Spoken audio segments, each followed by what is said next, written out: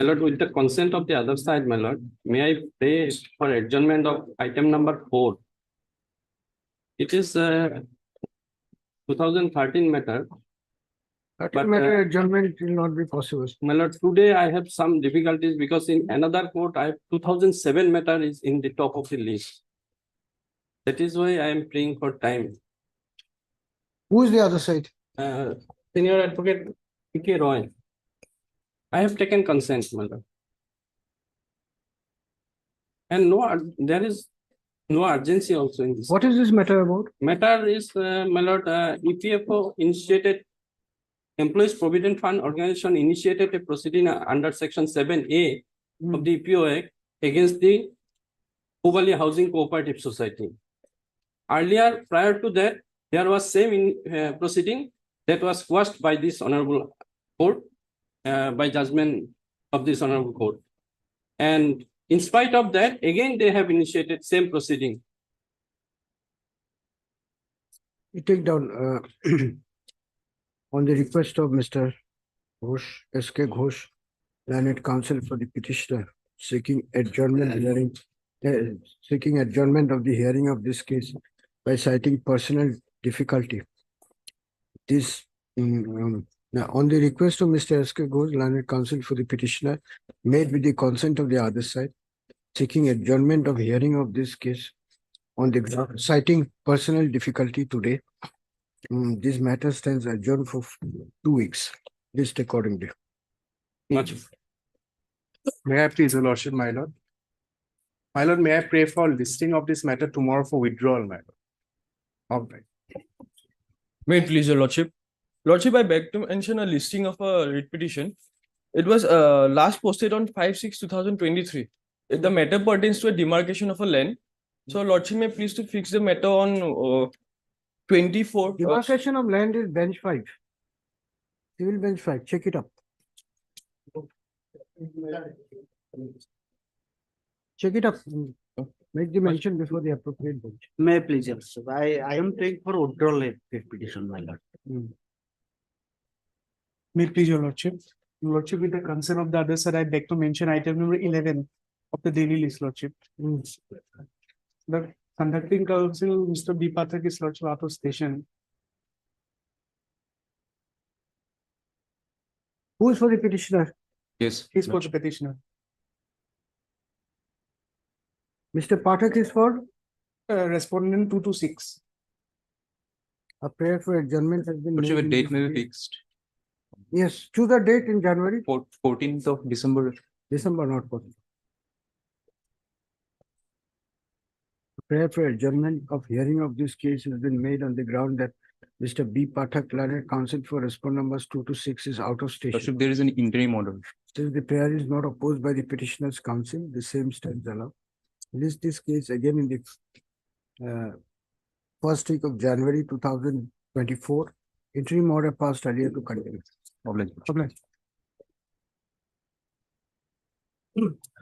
May I please, Your Lordship? Sir, I pray for listing of a writ petition for motion, my lord. And if possible, can it be taken up tomorrow, my lord? What is the matter about? But we have submitted an application for surrender of our mining lease, my lord. For surrender of our mining lease, my lord. And 14th is the last date to 44th installment, my lord. Once 14th comes, my lord, we have to pay the 5th east, my lord. 14. Listing on 14. 14, my lord. Yes. Obliged, my lord. My lord, I am for seeking listing, my lord, on writ petition, my lord. This is admission matter, my lord, and Why? my lord, next week, any date, my lord. Why next week? Next week. Why next week? Why not first week of January? No, my lord. Just because you want. My lord, the petitioner's bank account has been freezed, your lords. After 2 weeks. My lord, After 2 weeks. obligation. May I please, your lordship? I beg to mention a contempt petition for listing. The matter was last posted on 11/10/2023. The matter pertaining to payment of the royalty. What is the urgency? Contempt case, there is no urgency. Lordship, the matter actually they are so kindly, if it is possible to list the matter. Second week of January. Or first week of December. Obliged. Lordship, there is another matter pertaining to fair pricing, lordship. So this matter. Same order, first week of December. Please, Your Honor. I beg to mention listing of urgent matter. The matter pertaining to tender. My NIT orders was cancelled.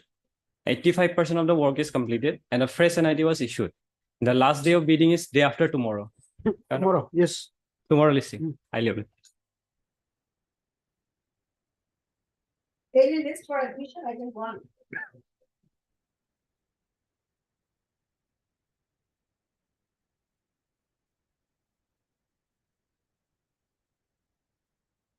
Lordship. Lordship, in this matter, pleadings are completed, Lordship. Lordship may fix for hearing, Lordship. What is this matter about? It's a matter pertaining to blacklisting of a contractor petitioner. He was blacklisted by order at page 39. So final hearing. Final hearing. Or lordship, Posted for final hearing. lordship. When? Any date, my lord, convenient to your lordship. Take down, heard Mr. S. Sharma, learned counsel for the writ petitioner, also heard Mr. R.M. Das, learned standing counsel, Water Resources Department, Assam, appearing for the respondents. The controversy involved in this writ petition pertains to an order of blacklisting of the petitioner firm. It is submitted at the bar that the pleadings have been exchanged and the matter can be heard finally. So, in view of the above and considering the pleadings of the parties, this writ petition would require deeper consideration. Admit the writ petition, since parties are already represented, no further notice is required to be sent. Register to list this matter for final hearing as a fixed item in the first week or a non-miscellaneous day in the first week of January 2024. Item 2.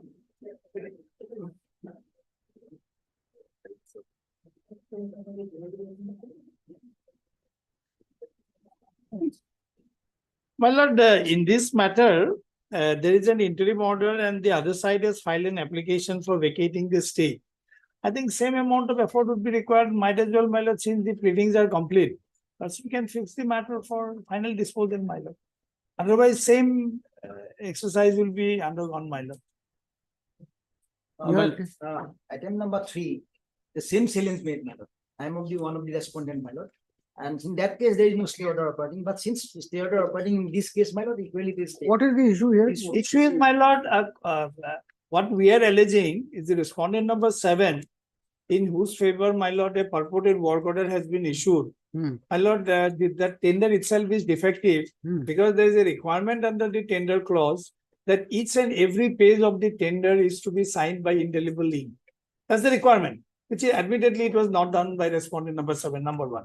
And secondly, my lord, before even notifying the price bid, my lord, work order was awarded by Assam Industrial Development Corporation. I'm for private respondent number 7. So our case is, my lord, the technical bid of the respondent number 7 is non-responsive. So there is no question of awarding the contract to it. So if parties are ready, we can take up today itself, hear the matter today itself. Lord, I have the urgency, my lord, because stay order is operating against me, my lord. No, my lord. So nobody, it's the government who is operating. No, there is that way, my lord, no prejudice has been caused to anybody. No, award was awarded in That's all favor of right. me. What I'm asking is, if you're ready, we can hear the matter Yes, today yes, itself. yes. My lord, only on one particular point, if your lordship would kindly. Yes, Mr. Mahanta, you're ready? My lord, in my case, my lord, Okay. I have yet to be high application. Okay. That's why, my lord, for final disposal, my lord, you lordship next day, any date, fix, my lord, today. We are also, why we are representing the same, my lord, same respondent, my lord. That affidavit will do. But if that one is produced, but. You have to take a concrete stand, whether you want the matter to be heard today or another date. That's the only question here. And let it be next, after week. 10 days, but No, my lord, in next week, any day, next week. No, next week is not possible. No, You no. say, next week you can ask for, but after 2 weeks, my lord. 2 weeks. 2 weeks. Too late. Because government is using of that. And today, my lord, actually in my. next case- week is not possible. That Following leaves week, us, following week. nearest choice is 2 weeks. Next week is not be possible. Then your lordship can fix a date, my lord. Huh? Fix a date, my lord. 21 of mood, here is Jabalagya ho pare, huh? Could it be on 28, my lord? You agree on a date? 28 is a Tuesday. My lord. Oh, sorry, 27. Oh, yes, 28. Mr. K. N. Chaudhary, Learned Senior Counsel, assisted by so and so is present on behalf of the petitioner in item number 2. Next, please. Where is Mr. K. K. Dey, My lord, it's not 7. Learned Counsel 27 for is already the there. respond number 7 stroke applicant 28. submits that the IA number 2466 2023 has been filed for vacating the stay order. Mr. T.J. Mohanto, Learned Senior Counsel, has appeared on behalf of the Item respond number 3, number my lord. 7 in item number 3. My lord. And submits that both the writ petitioners are writ petitions are connected and therefore needs to be taken up for disposal together, needs to be taken up for final hearing together. It is also submitted at the bar that instead of considering the application for vacating the stay order, the writ petition itself is required to be heard and disposed of on merit. In view of the above, and considering the urgency expressed in the matter, registry to list both these writ petitions along with the pending IA on 28/11/2026 as fixed items. An attempt would be made to dispose of the writ petitions at the stage of admission hearing. Interim order passed earlier to continue till then.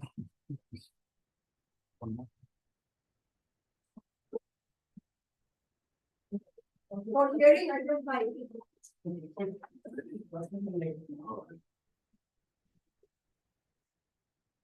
My lord, senior counsel is in another court. Kindly pass. That's why you are to argue the matter. What is the case?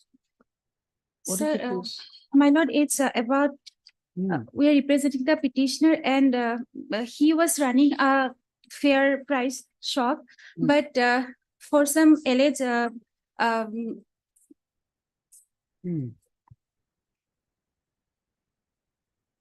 but his license got cancelled for some allegation, so that's why this petition was filed. So where is the order cancelling the license? My lord, I was just instructed to take time. No, but the court is asking you to argue. You argue. The order was rejected. You are a lawyer, is it not? Yes, my lord. You got your license from the bar council, not from your senior. Yes, You have my some duty towards the court.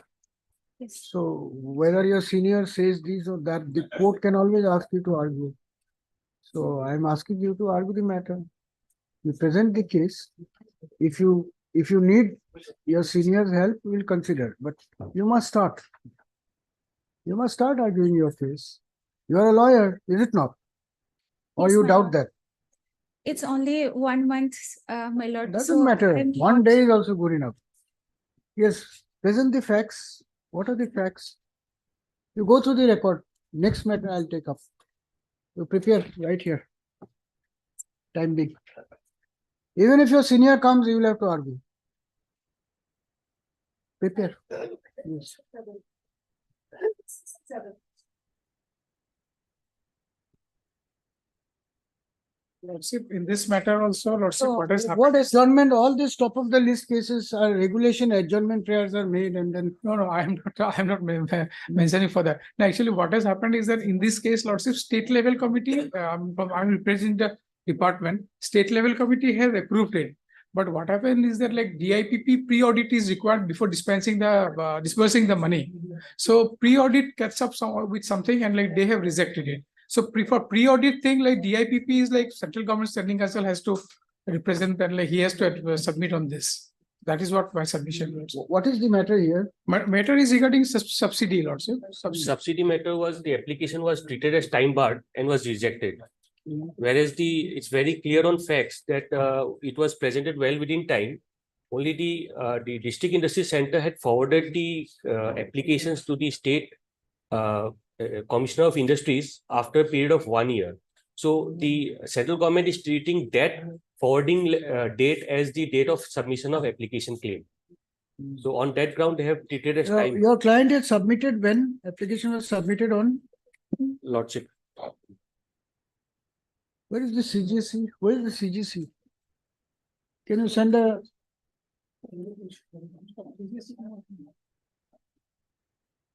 Application was submitted. Lordship, for the period 1/10/2003 to 31/12/2003, Submitted on? submitted on 16/12/2004, which is as per requirement within 1 year from the date of expense. And this is for the period from? 1/10/2003 to 31/12/2003. 1/12/2003. 1/10/2003 to 31/12/2003. This claim was submitted on 16/12/2004. The claim was forwarded by the District Industry Center on 16/7/2005.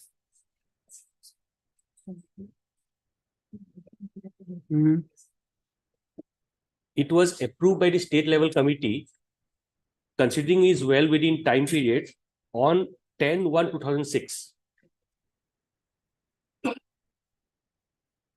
Yes. However, the pre-audit team deputed by the central government, DIPP, rejected on 12/7/2010, stating that the claim application is time barred. They considered the date of 16/7/2005 as the date of submission of claim application, which actually is 16/12/2004 within 1 year time period, Lordship. And there has been clarification by the Industries Department also that the claim was well within time period and should be reconsidered by the central government. So why two writ petitions? For 2 periods, Lordship. Actually, what is the other? This Other period, 1/10/2003 to 31/12/2003 is for WPC 2427 of 2014.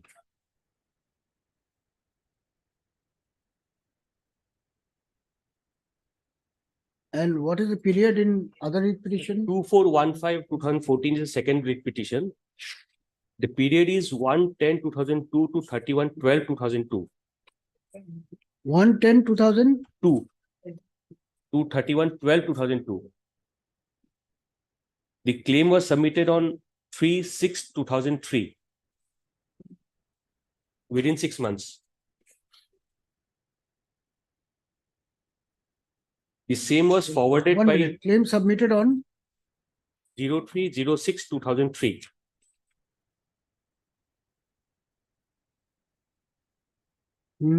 forwarded on 14/10/2004. and pre-audit SLC approval is there on 12/1/2005.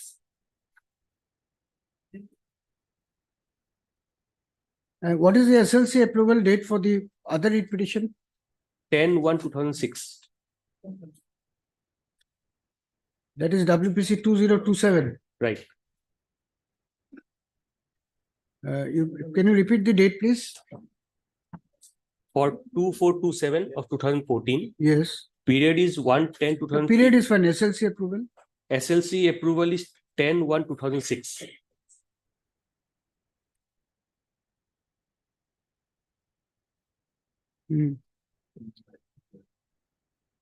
Okay. If I may take your lordship to And the then what is the order of the pre-audit? pre-audit simply says that it is time barred. What is the date of that? The date of pre-audit is not available. This is the communication rejection letter 12/7/2010. So both the rejection orders are dated 12/7/2010. Right. In both the cases. Both the cases. Only difference is the period. Period and the amount. This is what subsidy? Transport subsidy. Central Transport Subsidy Scheme 1971.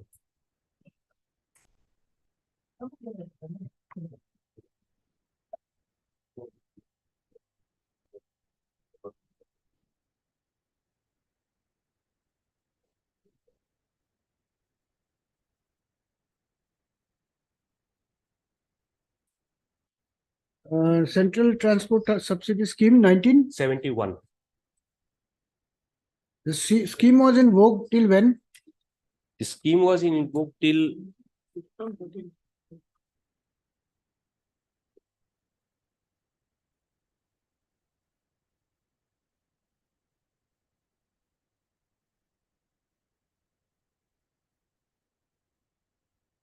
2007, March 2007. Yes. All right, now please state the facts in WPC number 2427. 2427. Lordship. Yes. The petitioner, Lordship, is a cement manufacturing industry set up at Jorhat. And being an eligible unit under the transport subsidy scheme, it had first filed its claim application for the period 1/10/2003 to 31/12/2003, which your Lordship will find at Annexure 6, page 30.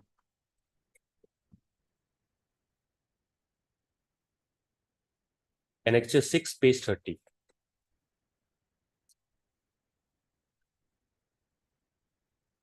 My forwarding letter is dated 16/12/2004, along with the claim application. Down below on the left hand side, your Lordship may see the receipt number is 1955, dated 16/12/2004. The date on which it was submitted before the District Industries and Commerce Center, Jorhat, which is not disputed at all, Lordship. Along with that is the claim application. Based on the scheme, the required applications, whatever the amount we have claimed is there. Then your Lordship may come to Annexure 7, page 33.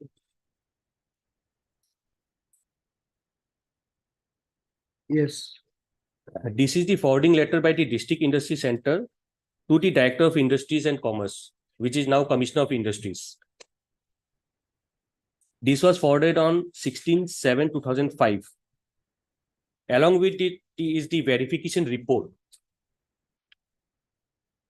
The next page, page 34, your Lordship will find the verification report. It's a 2-tab copy. Roman 2, date of receipt of the claim. It is again located here. The date of receipt of the claim is 16/12/2004.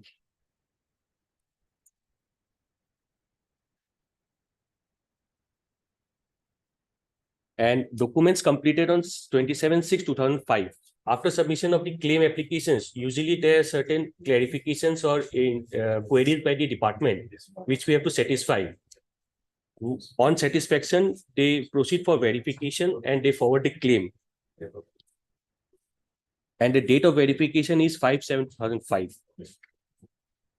So far the crucial date of submission of claim application is 16/12/2004. Rest is the departmental proceedings which they conduct for verification of documents and other queries, and after verification they forward to the Commissioner of Industries for placing it before the state level committee. The state level committee report is not within our records because we need records of the department. However, it is a admitted fact that the state level committee in its 28th state level committee meeting held on 10/1/2006 had approved my claim for the amount of rupees 8,87,000. Where is that document? Lordship, that document, state level committee is not there, but it is part of the pleading, which is not disputed. We have stated in paragraph 10 at page 10.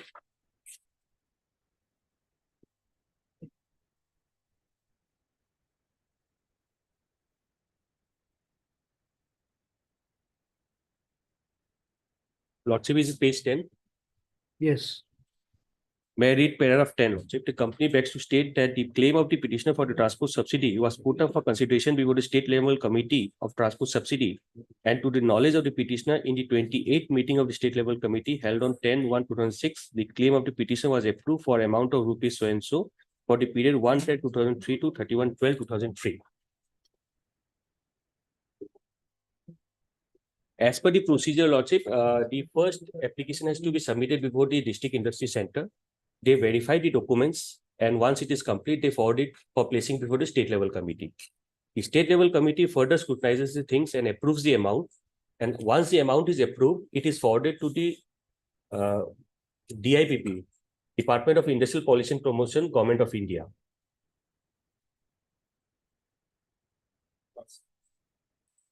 DIPPR.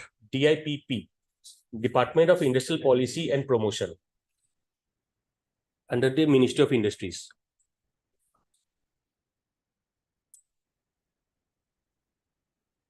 Yes. Once the application approved by the state level committee is received by the DIPP, they depute a pre-audit team which re-verifies the accounts, and on their approval usually the fund is released to the net fee, who is the disbursing authority, and they release the fund to the claimant company.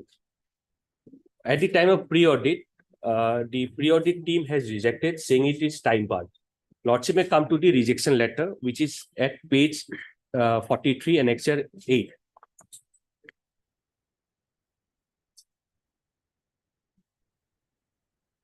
Yes. This is a letter dated 12/7/2010, issued by the Ministry of Commerce and Industry, DIPP.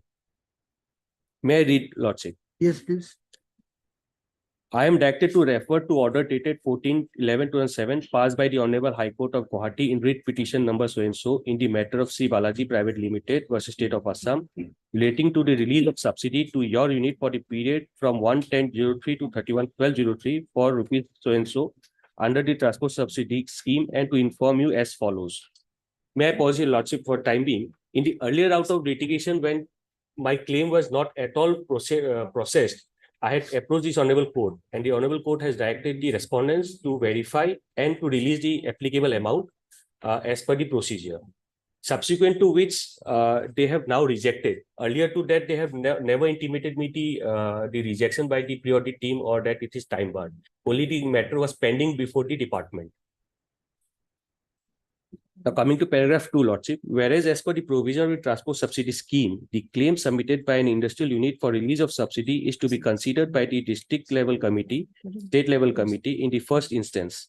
On the basis of the recommendation of the DLC/SLC, in accordance with the provisions of the scheme, as amended from time to time, claim of the unit is pre-audited by the audit team of Principal Accounts Office of Chief Controller of Accounts attached with the Department of Industrial Policy and Promotion, with reference to the original documents and information.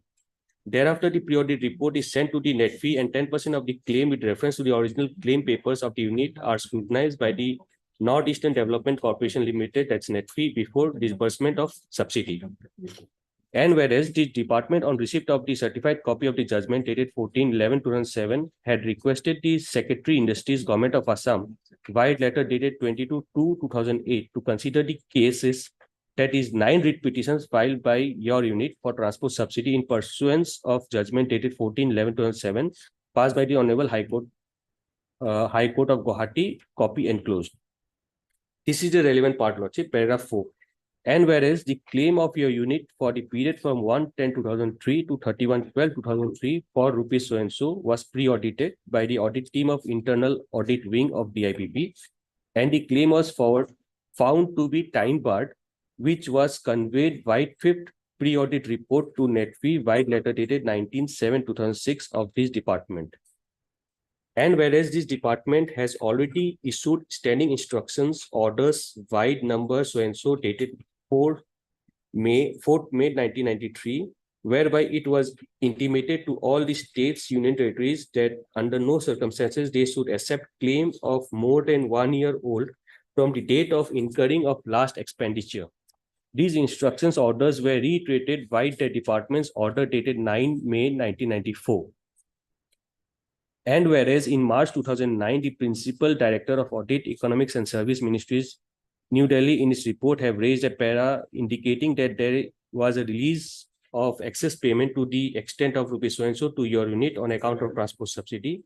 As such, the department by letter dated 24 April 2009 have directed the NETFI that while disbursing subsidy, it may be ensured that those claims in which irregularities have been detected by the performance audit report of CAG must be excluded from payment until further orders. In view of this paragraph is not relevant, Lordship, here, because for my other period claim, this amount has already been adjusted, which was earlier treated as excess payment. So that is not a case here now. The final paragraph 7, in view of the facts explained in the preceding paragraph, you are hereby informed that the claim of your unit for the period from 1/10/2003 to 31/12/2003 for rupees so and so does not qualify for release of transport subsidy and does not entitle to be paid, the claim being time barred. Now, Lordship, I take to directly the instruction, the internal instruction by the DIPP as regard the time period for filing of the claim, which is at Annexure 15, page 92.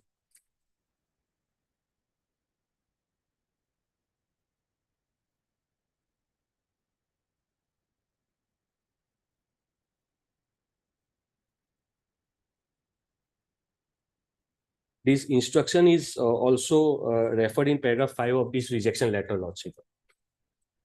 May I read?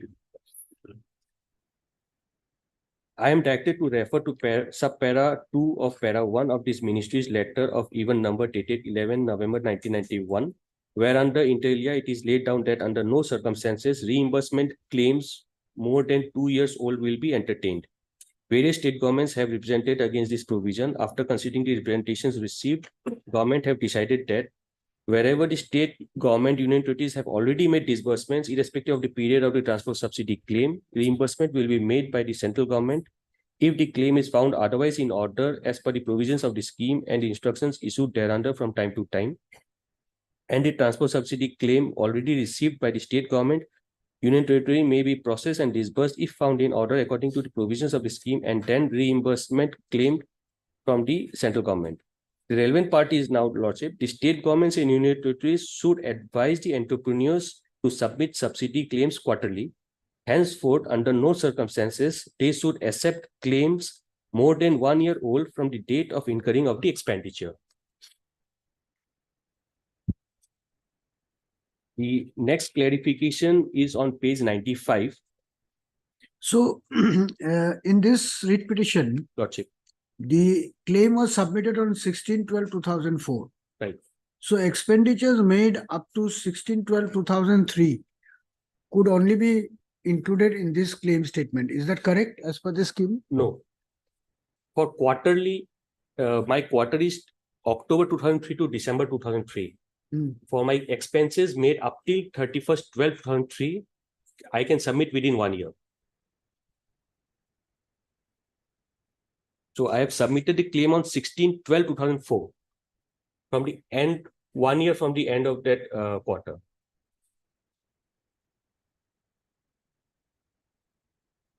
All right, yes. The subsequent clarification on page 95 reiterates what has been written 93. I am directed to refer to para 2 of this ministry's letter of even number dated 4 May 1993, which inter alia it is laid down that under no circumstances the state government union territories should accept claims more than 1 year old from the date of expenditure. It is once again reiterated that this condition should be strictly enforced by all state governments and union territories. So far, this clarification is concerned. With this clarification, the central government is treating my claim application as time barred. It is why time barred? Because they have considered the date of forwarding by the DICC to the state government for SLC as the date of submission of claim, which in fact is the date of when I have submitted before the district industry center. Any subsequent clarifications or additional documents required is the part of the process of the application, not the date of submission of the claim. On this ground, Lordship, I may refer to my affidavit in reply dated 25/1/2016, which I had filed against the affidavit in opposition filed by respondent number 1. I may take your Lordship directly to page 11 annexure 1.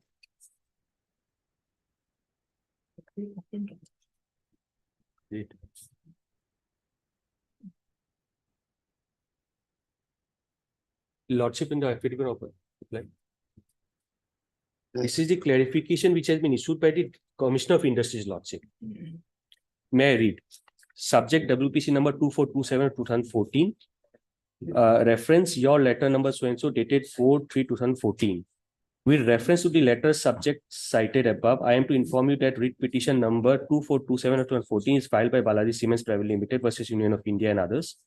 The petition challenges your letter dated 12/7/2010, whereby the transport subsidy claim of the unit for the period from 1/10/2003 to 31/12/2003 was rejected on the ground of being time barred. A copy of the writ petition is enclosed for your kind perusal. It is seen from the record that the claim was submitted to DICC Jorhat on 16/12/2004 by receipt number 1955, copy enclosed. The claim was approved by the state level committee dated 10/1/2006 for an amount of rupees so and so, but the same was found time barred by the pre-audit team and therefore rejected by DIBP. In view of the above, you are requested kindly to review the decision as stated in DIBP's letter dated 12/7/2010 and drop the objection. So the Industries Department, State of Assam has clarified the stand that when the claim application was received and when it was filed, Lordship. So on that ground, my claim application cannot be treated as time barred.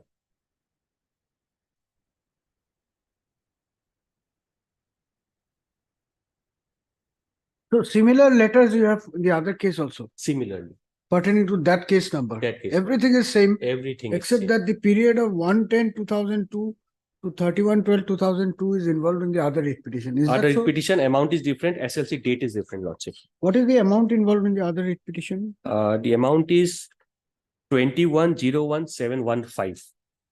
21, 01,715. that is 21,01,715. 5, Lordship. Rest everything is same. Rest everything is same. I may refer to two judgments of this Honorable High Court on exactly similar facts, Yes. where the claim application filed by the petitioner was treated as time barred. But the High Court has said once the application is filed before the DICC, any subsequent movement or documentation or forwarding of the thing will not be treated as time barred.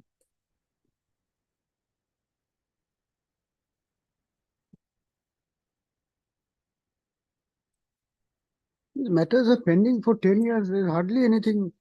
Nothing, Lordship. Otherwise covered this. Which judgment you are referring to? I am first referring to the judgment of Jyoti Foods and Proteins on page 1. Hmm. Where is the operative part? Operative part starts from para 10, 11, 12. Before that, if I may refer to the facts of the case, Lordship, on para 4.1.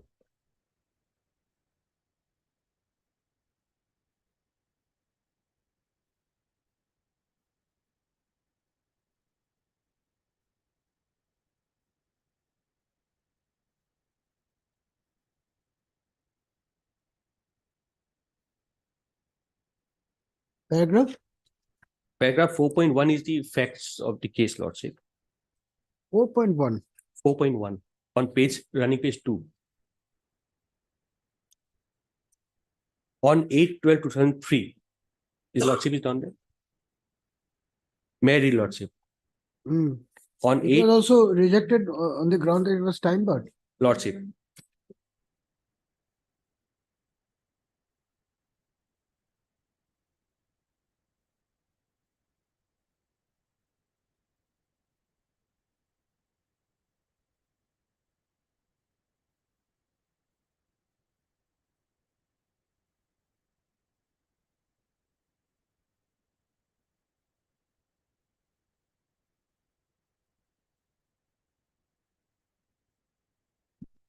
Yes.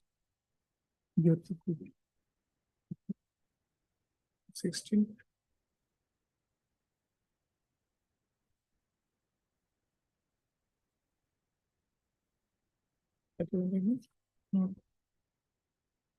Any single.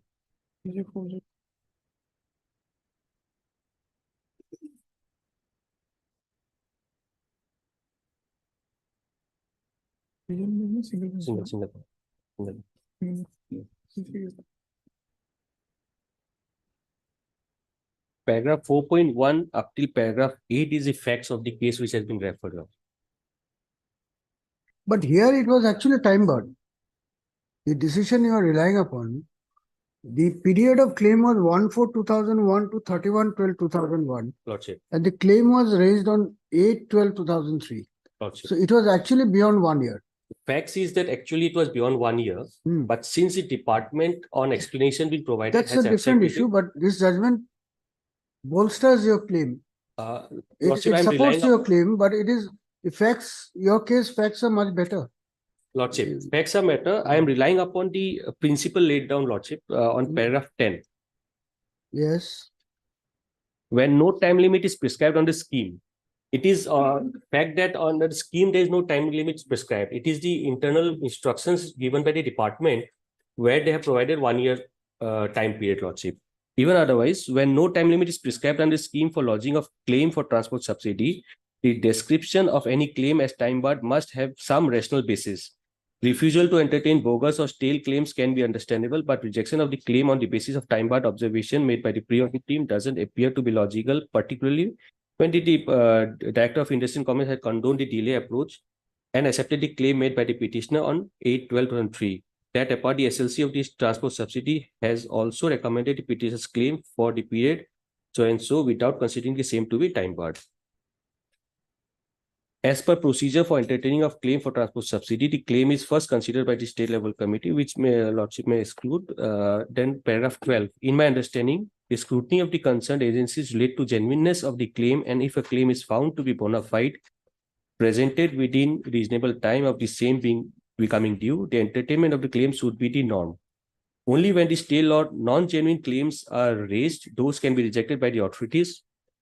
However, when the claim of an eligible unit is approved by the state level committee and the claim is not considered to be time barred by the Director of Industries and Commerce, the non-acceptance of the petitioner's claim for transport subsidy is found to be irrational and unjustified. What is the other? The other judgment is again on the similar facts, Lordship, which is 2012 3 NEJ 327 Iswa Food Products Private Limited versus Union of India. The factual part is on paragraph 5.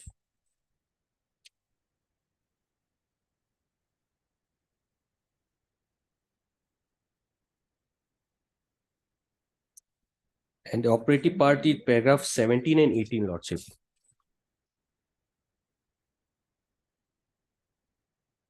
Lordship may start from paragraph 16 onwards.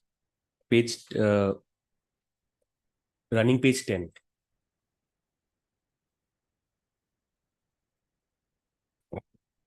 His Lordship in paragraph 16.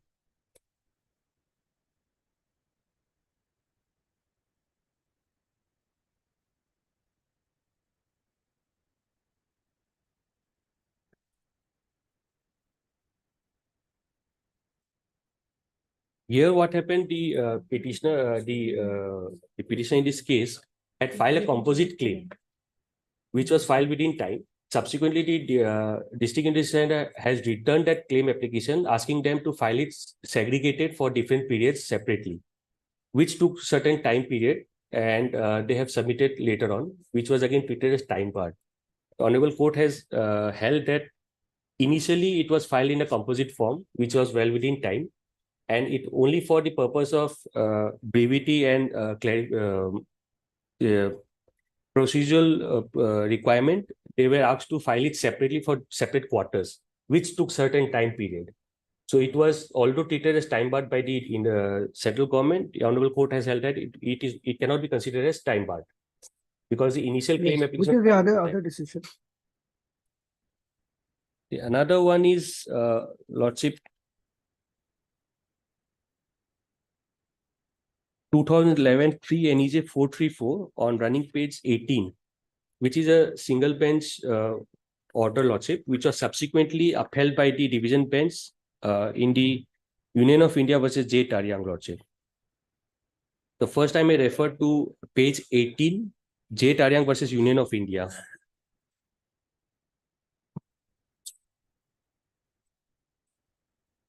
The facts of this case are, Lordship, that the claim applications were filed, it was forwarded and approved. Subsequently, they had called for a lot of other documents and clarifications from the petitioner in this case, and which took certain time period for filing, re-clarification and everything. Once all these clarifications were done, it was forwarded to the DIPP, which they have again treated as time barred just because the subsequent documents which were required were made on a subsequent date. So the last date of making all those documents was treated as filing of the claim application. The Honorable High Court has held that no, since the main application was filed on a particular date, that will be treated as a date of filing of the claim application and not the other process of re-verification of documentation and all. So based on that, it was held that it is not time barred. And in this particular case, Lordship, the Honorable High Court has also granted interest for delayed and arbitrary rejection of the claim applications. This particular judgment was challenged by the Union of India before the division bench. Division bench has upheld the High Court order of the single bench and said that no, it was well within time period and it cannot be treated as time barred, and the grant of interest for arbitrary rejection is also upheld.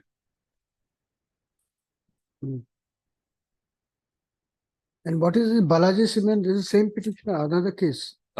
This Lordship I have enclosed because in the rejection order, they have said some excess payment of 4 lakh something, which was considered in this particular case, Lordship.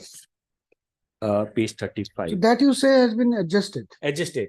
So data was referred in this particular case just because of factual, there may be some confusion, so I have enclosed the judgment, which will not be very relevant to these facts of the case. All right.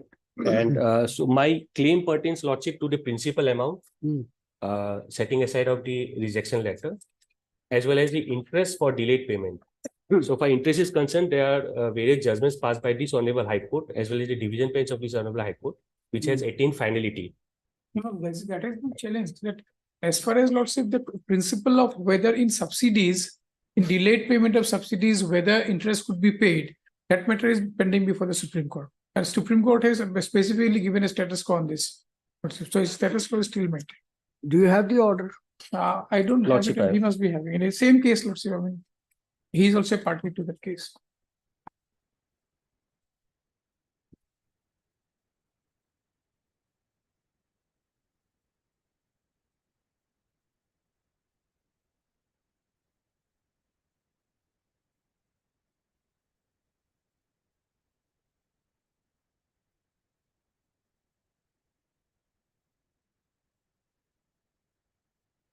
So far, the point of grant of interest is concerned, Lordship, there are two division bench judgments. One was this Union of India versus J. Taryang, 2013 2 NEJ 224, which was never challenged before the Honorable Supreme Court. So it has attained finality. The subsequent order is I have given to Lordship, which is writ appeal number 243 of 2019, Ishwar Food Products versus State of Assam. This has been challenged before the Honorable Supreme Court, and the status quo is issued in this matter. In Ishwar Food Products also there was interest was granted. Lordship. Division bench, I was there in the matter also. In the, division bench is granted interest. Then state went to the Supreme Court and SLP was filed. Then there was status quo order was passed. But the division bench order is not there in this compilation, is it? Ishwar Food? No, No, that is not. not that. And the single judge did not grant interest here. No, single judge granted interest in J. Taryang. J. Taryang, they give it, but Division bench on its own granted interest. Because single bench rejected it. Single bench rejected it. Then they went to the division bench. The division bench granted in Ishwar Foods. in Ishwar. All right.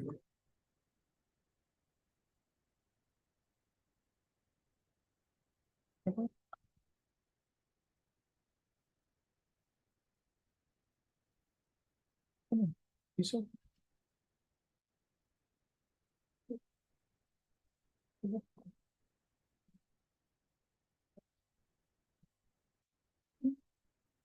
Yes.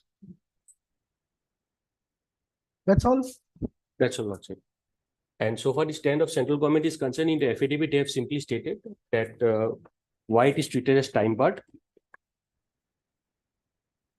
So as far as state is concerned, state has already approved it. So I don't have much. Just now I am going to the brief, Lordship. After hearing the submission and judgment which was placed by my friend, Lordship, it says that no time limit is specified in the any of the official window. My Lord, may kindly peruse our affidavit, Lordship. All the running page is not here, Lordship. May kindly peruse the affidavit filed by Lordship Arun Kumar, Lordship. Incomplete documents.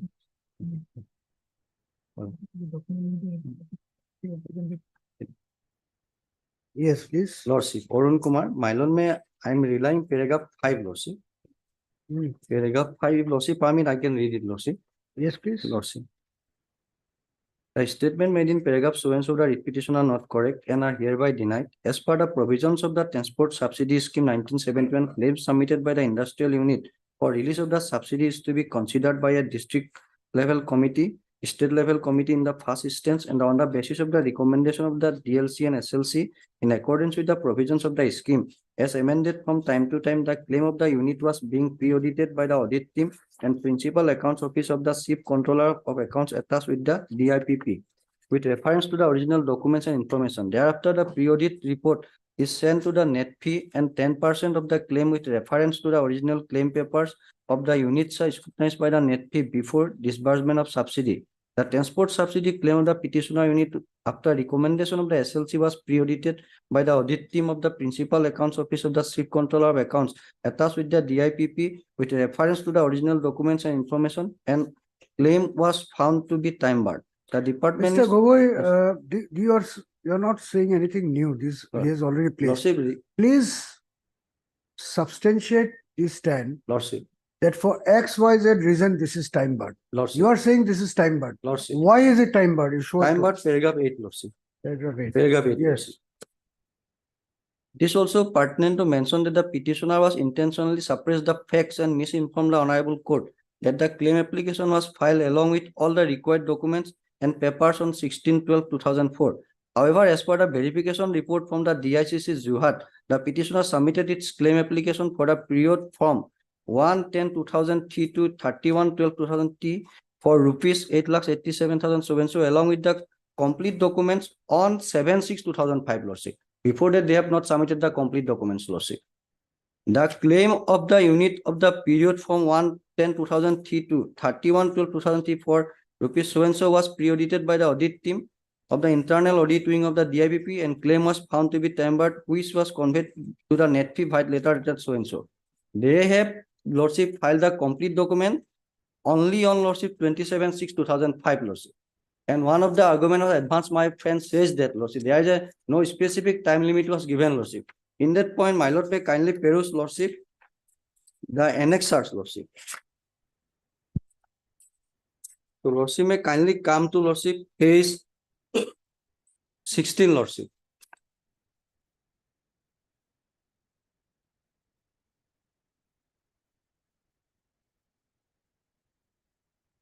Page 16 Page 16. of your affidavit. Lordship. Page Yes. 16, Lordship, it's a notification issued by the Lordship Government of India, Lordship. So, Lordship, if Lordship permit, I can read it, Lordship. I am directed to refer in sub-para 3 of the para 1 of the ministry's letter, event number so and so. Whenever inter alia it is laid down that the under no circumstances reimbursement claim more than 2 years old will be entertained. Various state governments have represented against the provisions. After considering the representation received, government have decided that whenever the state government or union territories have already made disbursement irrespective of their period of transport subsidy claim, reimbursement will be made by the central government if the claim is found otherwise in order as per the provisions of the scheme and the instruction issued thereunder from time to time. B, Lordship. The transport subsidy claim already received by the state government, union territories may be proceed and disbursed if found in accordance with the provisions of the scheme and then reimbursement claim from the central government. The state government and union territories should advise the entrepreneurs to submit subsidy claim quarterly. Henceforth, under no circumstances, they should accept claim more than 1 year old from the date of incurring of the expenditure, Lordship. That is their, Lordship. And it was also reiterated, Lordship, in page 19, Lordship. That he has already placed. Now, one of the judgment, he referred that if there is a no time limit is prescribed, Lordship, then that point I have relying that there is a time limit is specified. No, that's correct. Specifically given by the You have not paid attention to the discourse. Lordship. You are starting all over again, saying the same things which have already been discussed. Lordship. That case, the learned single judge held there was no time limit prescribed under the scheme. Lordship. And though the application was filed after 2 years, it was allowed. Here, the application was filed within 1 year. As per this notification, Lordship. although it is correct that the scheme did not provide for any time limit. Lordship. So therefore, even assuming that there is a time limit of 1 year, even then his case is that the application was within time. and the industries department has accepted that and forwarded it. That- So this recording As of. per otherwise, Lordship, paragraph 8 says that, Lordship, the complete document is filed as per their report, Lordship. Substantiated, which document was not As filed? per their report, Lordship, on 27/6/2005, Lordship. As per the report submitted by the DICC Jorhat, Lordship. Hmm. It's not our document, the document, Lordship. No, that is your interpretation, but now Lordship, that the court has that held. is the Lordship verification report given by the DICC Jorhat, Lordship. No, they say the. They have given the verification report. Which is the report? Lordship, if in para 8, Lordship, report probably not annexed here, otherwise paragraph 8, it says that, Lordship. Hmm. Paragraph 8 from the middle, Lordship. However, as part of page 4, Lordship, internal page. Hmm. However, as per the verification report of the DICC Jorhat, the petitioner submitted its claim application for period from so and so along with complete documents on 27/6/2005, Lordship. You are reading from? I am reading from the affidavit filed by us, Lordship, internal page 4, Lordship. So substantiated, that's what I'm saying. Lordship. Substantiated. Merely making a statement is not enough. You have to substantiate. You are making the allegation. Which documents were filed? Lordship, that part, Lordship, the state industry department can produce the verification report, Lordship. From where have you made that statement? You have to tell the court. Lordship, just now, Hmm. I have gone to the second file, Lordship. It's a whole pending matter. All right, that we Lordship. can understand. Lordship.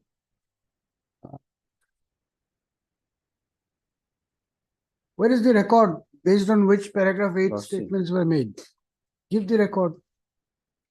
From which record this statement has been made? Lordship. In that respect, Lordship, I have to obtain, We'll give you time till 12 o'clock, not beyond that. it is not possible for my Then- part then till we 12 forget it. o'clock, Lordship. 2014 matters. 2014, just now I am, Lordship, after looking after the second file, Lordship, I am submitting. That's all right, Mr. Gogoi, but Lordship. these are your internal matters. Lordship. How you prepare your case, which file you 2000 took when. We After are not. 2019, Lordship, matter was not listed, Lordship. For the first time listed, Lordship. In the meantime, new set Can't of put council is electronic matters like this. news. If I feel good, you are Tomorrow. Yes. Page 25. right over here.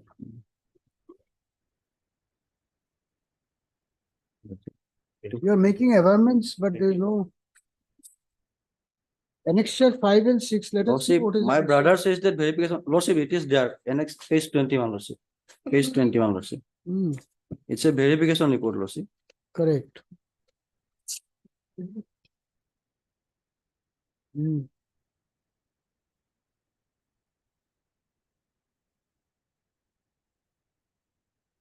So this says documents completed on 16th August 2004. Lordship, here there is a slight misplace of judgment, the documents. This document pertains to the other writ petition, not this particular writ petition. They have by mistake enclosed this document in this particular affidavit. Lordship may also refer to similar document on writ petition annexure 7, page 34.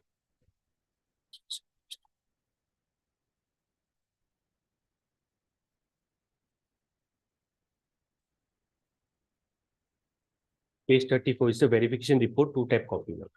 That is there on verification 5/7/2005, Lordship. Date of receipt of claim is 16/12/2004. Document Completed on 27/6/2005. 27/6/2005, Lordship. Yes. That's right, but whether completion of documents would mean that the application is to be reckoned from 5/7/2005 or 16, that aspect of the matter, the single judge cannot go into because of the opinion expressed in the two decisions of the single judge. And third decision where the single judge's version has been upheld. That aspect. Just how- I have pointed out to see the reason given by the authority, Lordship. I have pointed out. And May humble submission, Lordship, if there are materials, I mean, if an application which is not complete cannot be treated as an application. If the materials are there, then of course, Lordship could have probably taken some kind of an, but otherwise, if there is no material to substantiate, then it becomes.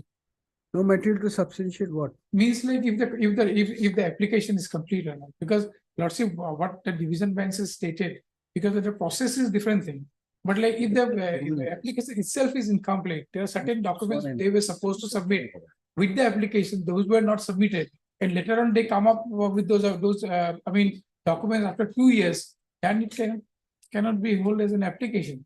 So application has to be a complete application. So that aspect also offered in this case also, because there is no material to submit. No, where is the word application here? It says receipt of claim. Correct. So claim has to be Claim- complete because there is a checklist of items, checklist of documents has to be submitted with the claim. If the claim is incomplete, then it cannot be treated as a date of receipt of the claim. So when the whole bunch of documents are given, then only the receipt, you can say that the claim has been received. That is the thing, lordship. But if there are some clarifications or there are certain analogous things, that's a different thing, lordship. Maybe in these two division benches judgment, they had a process for like that. But as far as like receipt of the claim is concerned, like claim has to be complete.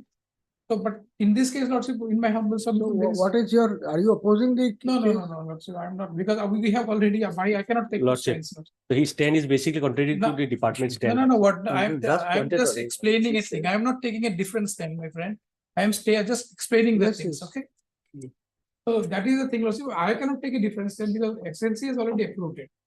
Now this is with the central. I'm just explaining to you. On the basis of the environment and documents, I have pointed out Lordship may decide the issue as per its Lordship. Lordship, I have a very small.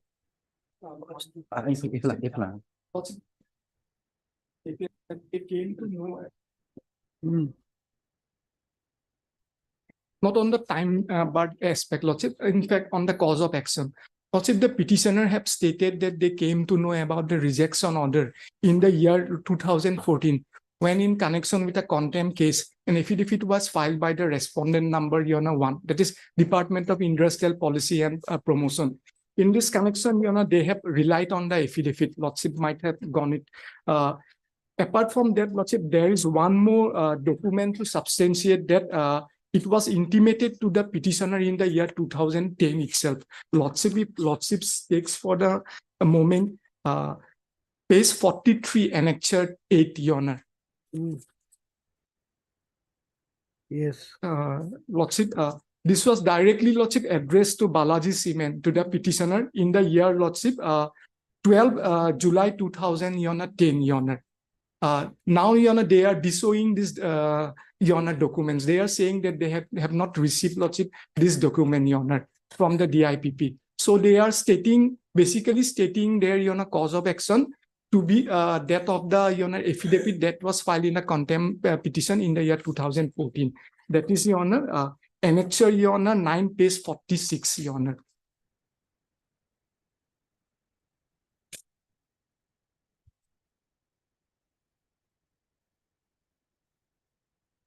So 2014.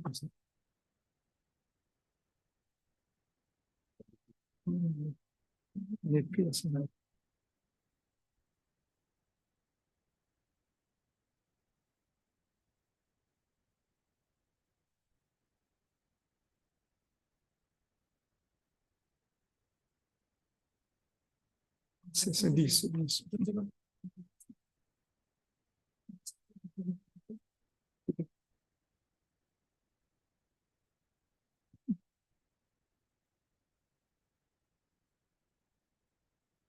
Just that one expression, time barred. Why Yes. time barred? In what manner time barred? Nothing. Lordship, there is one more document, Your Honor, which the industrial department has communicated to the petitioner in the year 2010 itself, Your Honor, that I have annexed in my, Your Honor. So what is affidavit. your, Mr. On- Das, what is our, what is your Your Honor, submission? my argument is that, Your Honor, very small, there is some losses and negligence on the part of the petitioner. In fact, they know about the rejection order in the year 2010 itself, but they approached this honorable court in the year So how is your 2014. client prejudiced? Your Honor, at least some reasonable explanation should be there on the part of why there was. Because there is a time bar, there is a delay. How are you affected? No, Lordship, Lordship, the time bar aspect and the delay. Not time bar. delay in filing the writ petition. Lordship, that I just pinpointed out, Lordship, but there should be some explanation because there is a delay of 4 years. Means a lessons of 4 years in not preferring this writ petition within time, Lordship. Only my Yes, why delay? submission. Lordship, previous round of litigations were going on, Lordship. If I may refer, Lordship, first, we had filed writ petition in 2007. Lordship, the order dated 14/11/2007 is on Annexure 9, page 52, where this honorable court has directed the department to consider the claim and release as per procedure of law, which was not done within time period. We had filed a contempt petition. That contempt petition was rejected on 2 grounds. One, it was held that it was dismissed for non-prosecution. Again, in the same order, it was reflected, the respondent submits that order has been complied with. Because the order was not actually complied with, we filed a second round of writ petition. We were told that since the main order already covers our case, so there cannot be a second round of writ petition. We filed a second round of writ contempt petition as well as miscase for restoration of the earlier contempt petition, which was closed on misrepresentation of facts. Then this honorable court ultimately held in that case that since our main prejudice has not been redressed and the cause of action still arises, so we were given liberty to file fresh writ petition challenging the rejection order. Up to subsequent to which this particular case writ petition has been filed. Lordship may come to paragraph 4, Annexure 14, Lordship, the judgment passed by this honorable court in all these cases. Give the page number, please. Page 85, Annexure 14. The operative part of the order starts from page 89.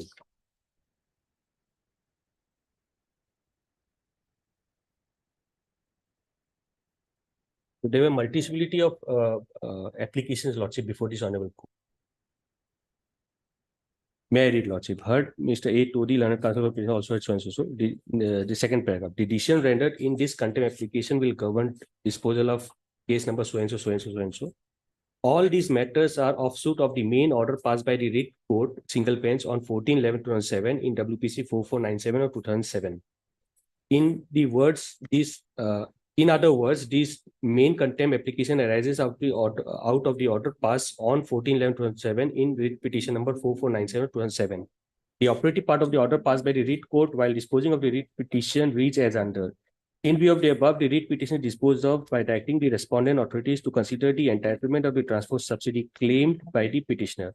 If such claim is justified, the authorities shall take necessary steps for disbursement of the subsidy. The aforesaid consideration shall be made expeditiously and preferably within 4 months from today. Mr. R. Sharma, Learned, Assistant SGI, appearing for the respondents, however, stated on the basis of the. All right, I've seen it. All right, that's all. Let me dictate the order now. What's Mr. A. Todi, Learned?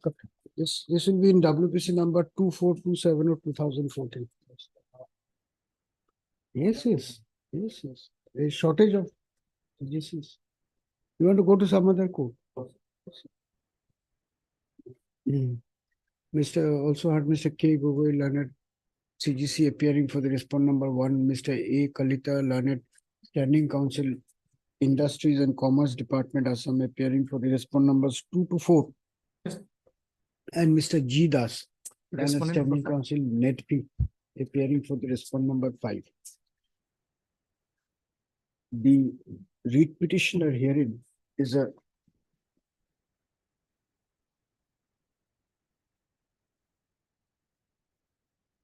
company registered under the Companies Act 1956 and is engaged in the business of cement manufacture. Cement manufacturing through its industrial unit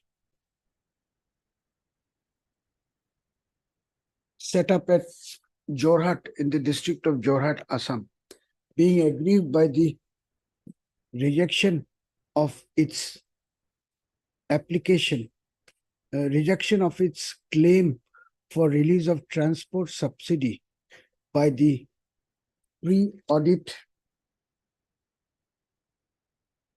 team of the principal accounts Office, Office of the Chief Controller of Accounts attached to the Department of Industrial Policy and Promotion, bracket DIPP, bracket close, on the ground that the claim was within court's time bar. The instant writ petition has been filed.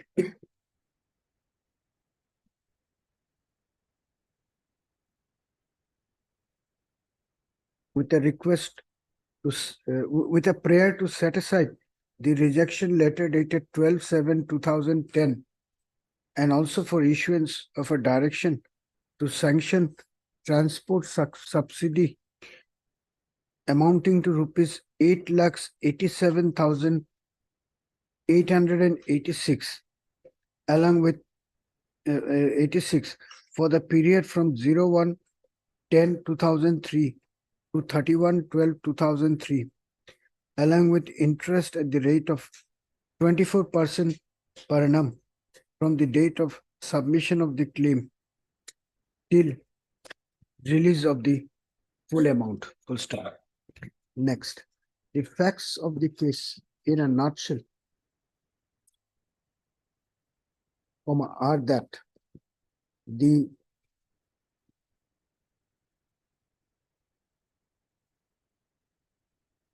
Government of India through the Ministry of Industries and Commerce had introduced Transport Subsidy Scheme, 1971, bracket for short, scheme of, hereinafter referred to as Scheme of 1971, within quote Scheme of 1971, unquote, then bracket close.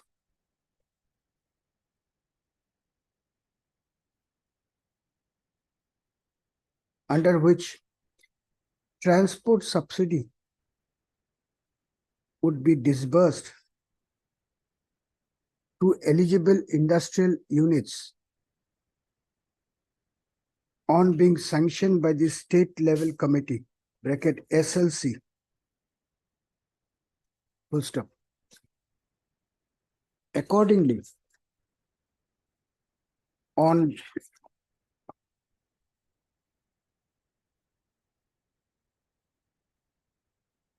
(16/12/2004), not accordingly, as per the mechanism envisaged by the scheme, the application public claim for subsidy is required to be submitted at the first instance with the Director of Industries, District Industries, with the DICC, District Industries Commerce Center. District Industries, Commerce Center. Industry and Commerce Center. District Industries and Commerce Center, bracket DICC, bracket close, in the respective state, in the respective districts. In the respective Where the districts unit is located. where the unit is operating, full stop. Thereafter, the claim is required to be processed by the State Industries Department and placed before. After DICC processes and they do the verification, they send it to the state level committee, that SLC. Then SLC looks into it. Then. All right. On receipt of such claim, the DICC verifies the claim, and thereafter,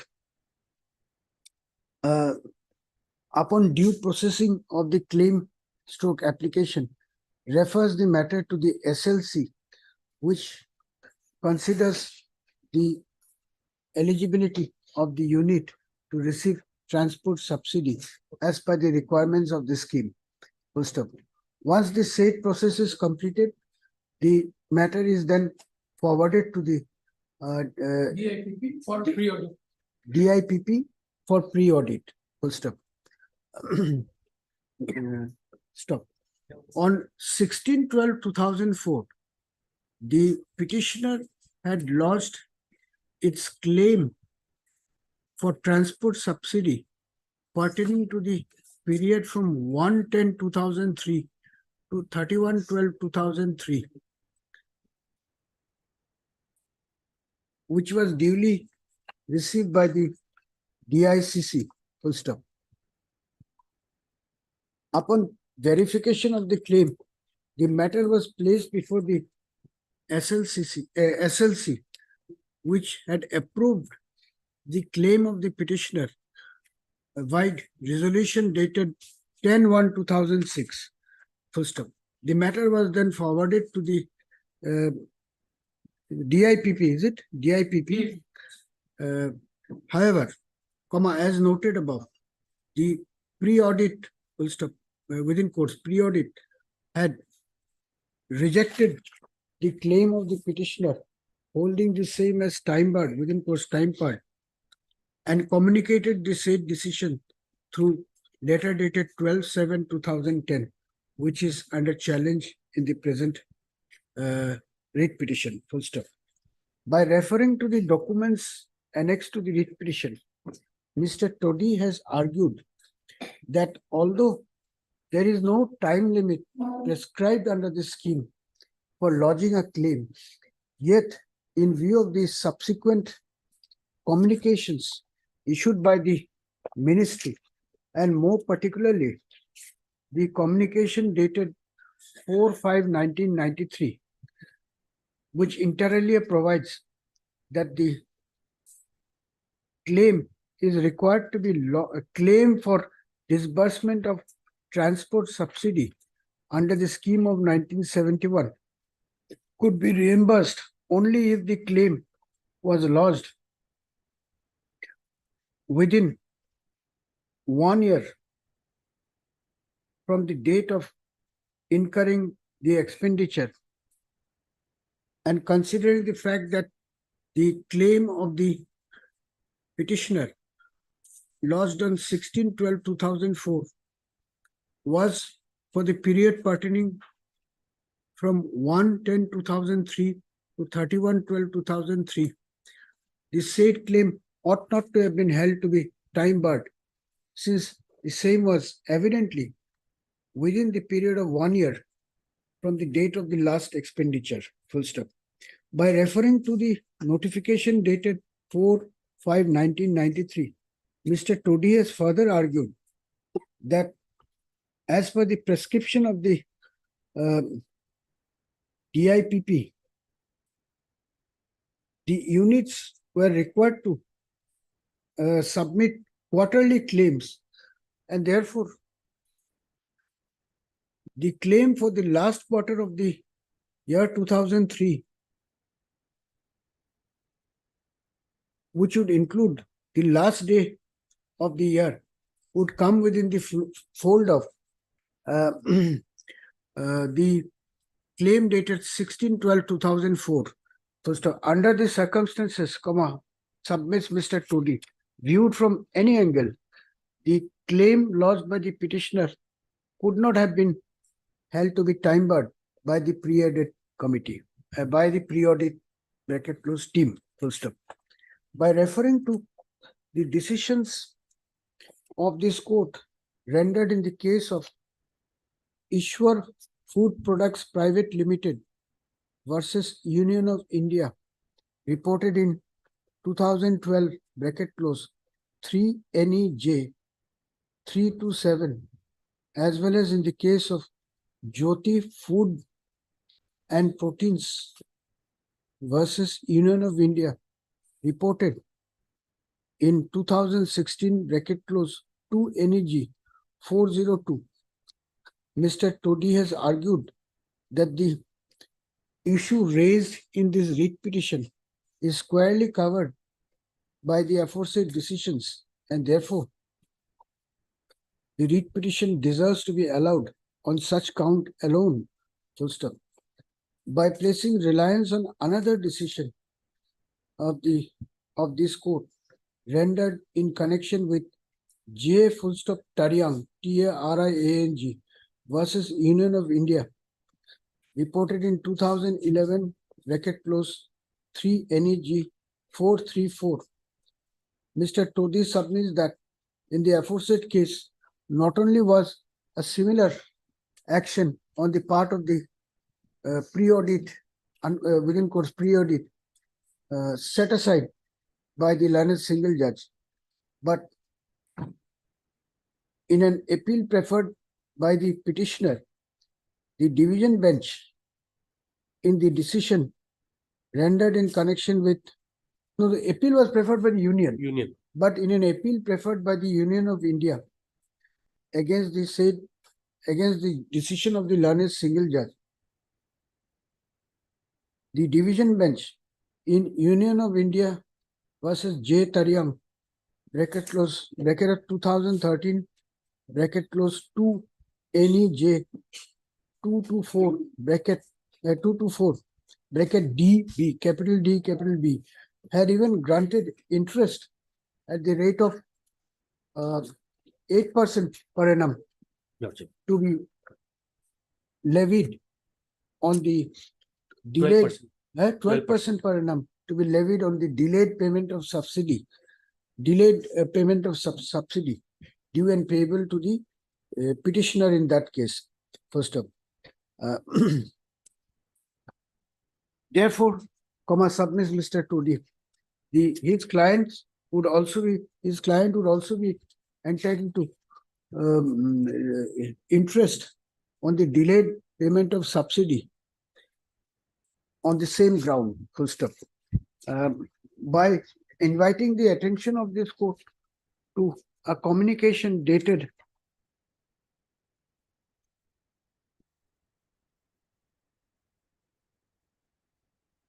23rd July 2014, issued by the Additional Director, Office of the Commissioner of Industries and Commerce, Assam, addressed to the Under Secretary to the Government of India, Ministry of Commerce and Industries, DIPP, Udyog Bhavan, New Delhi. Mr. Todi submits that by the said communication, a categorical request was made by the State Industries Department requesting the DIPP to reconsider review the letter dated 12/7/2010 and drop the objection. Notwithstanding the same, no action has been taken in the matter, thereby compelling the petitioner to approach this court by filing the writ petition. First up. Next, Mr. K. Gogoi, learned CJC, appearing for the respondent number 1. On the other hand, submits that although the petitioner had lodged its claim on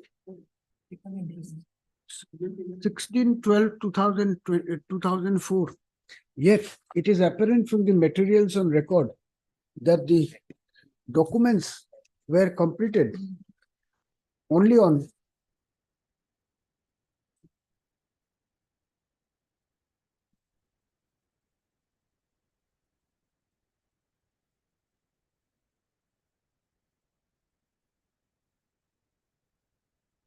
27/6/2005. Full stop.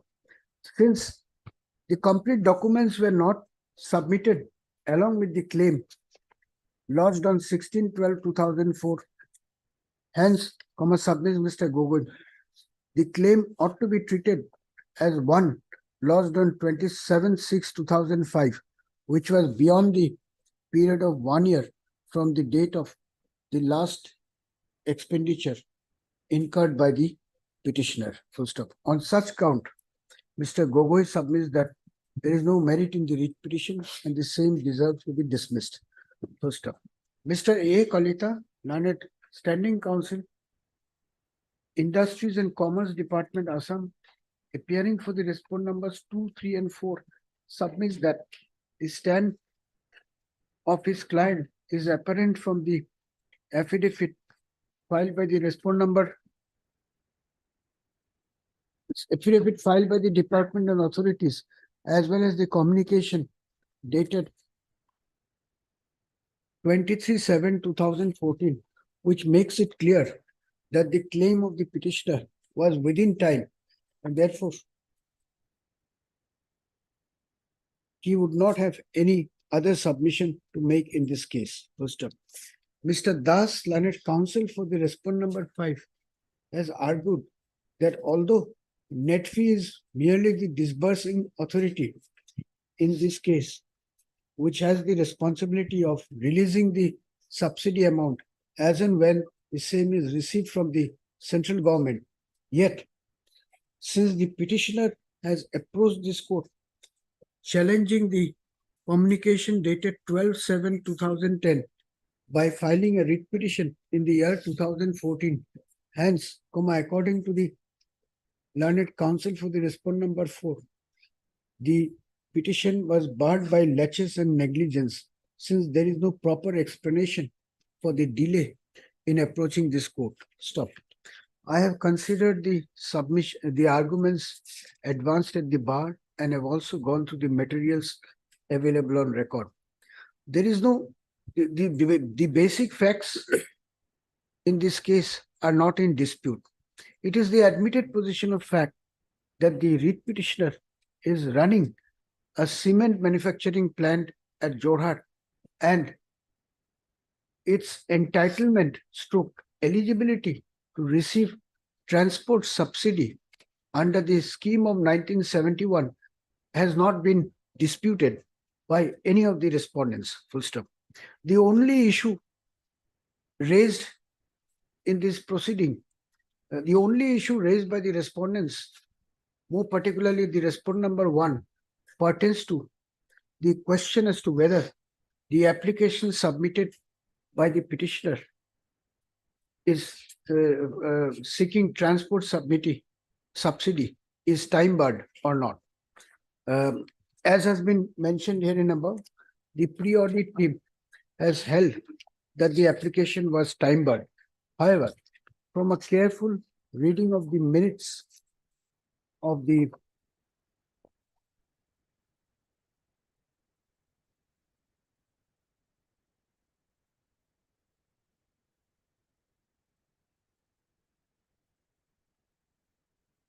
careful reading of the impugned letter dated 12/7/2010, it appears that save and except opining that the application, the claim of the petitioner was time barred, no other ground and oblique reason has been furnished for arriving at such a conclusion.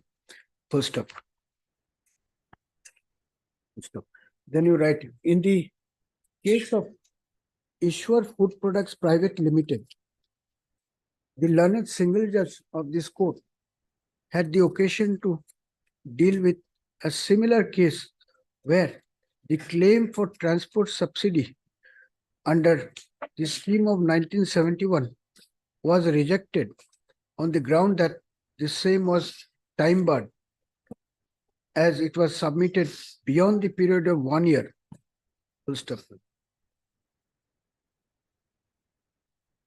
In that case, the learned single judge had held that the time limit of 1 year prescribed by the authorities for grant of transport subsidy was for administrative convenience and to eliminate time-barred claims which were not genuine. Full stop.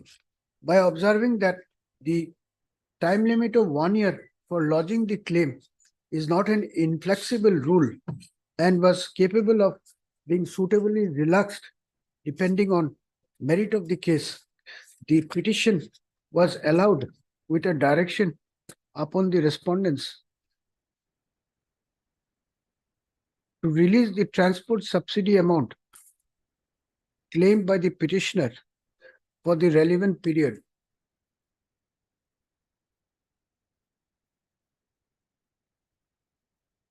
Stop. Next. In another decision rendered in the case of Jyoti Food and Proteins (Supra),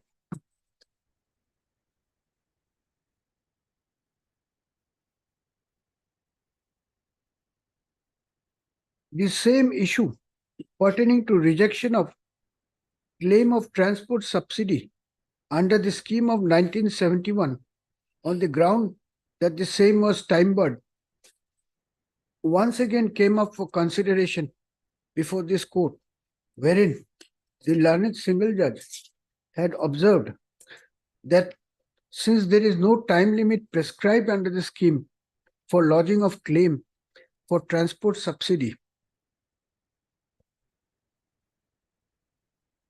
and considering the fact that the SLC had recommended the claim of the petitioner, hence claim of the petitioner without holding the same to be time barred, hence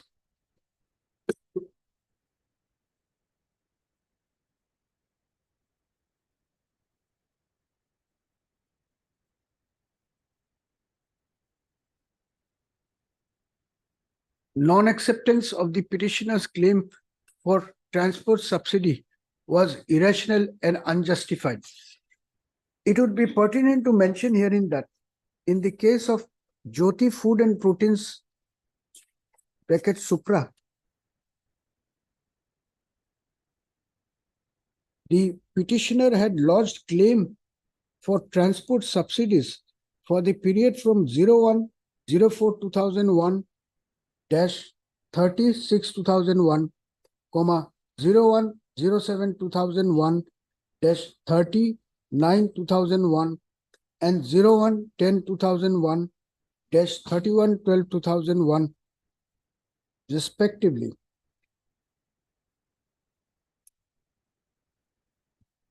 By lodging claim more than 2 years. Is it, where is that relevant paragraph? 4.1.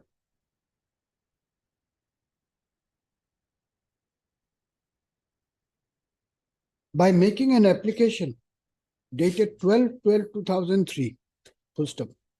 Thus, it is apparent that the claim in the aforesaid case was lodged approximately 2 years after the last expenditure was incurred by the petitioner therein. Full stop. Notwithstanding the same, the decision to reject the claim for transport subsidy had been interfered with by the learned judge on the grounds and reasons stated herein above. Full stop. Next. In the case of J. Taryang versus Union of India, similar view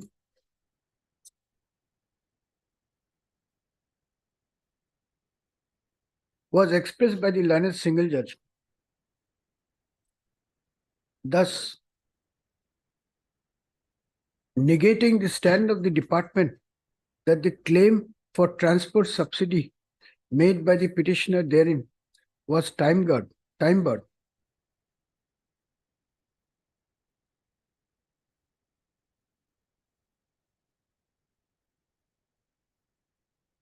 Merely because some documents were not submitted along with the claim and were submitted later after the expiry of period of 1 year. Full stop. Next paragraph.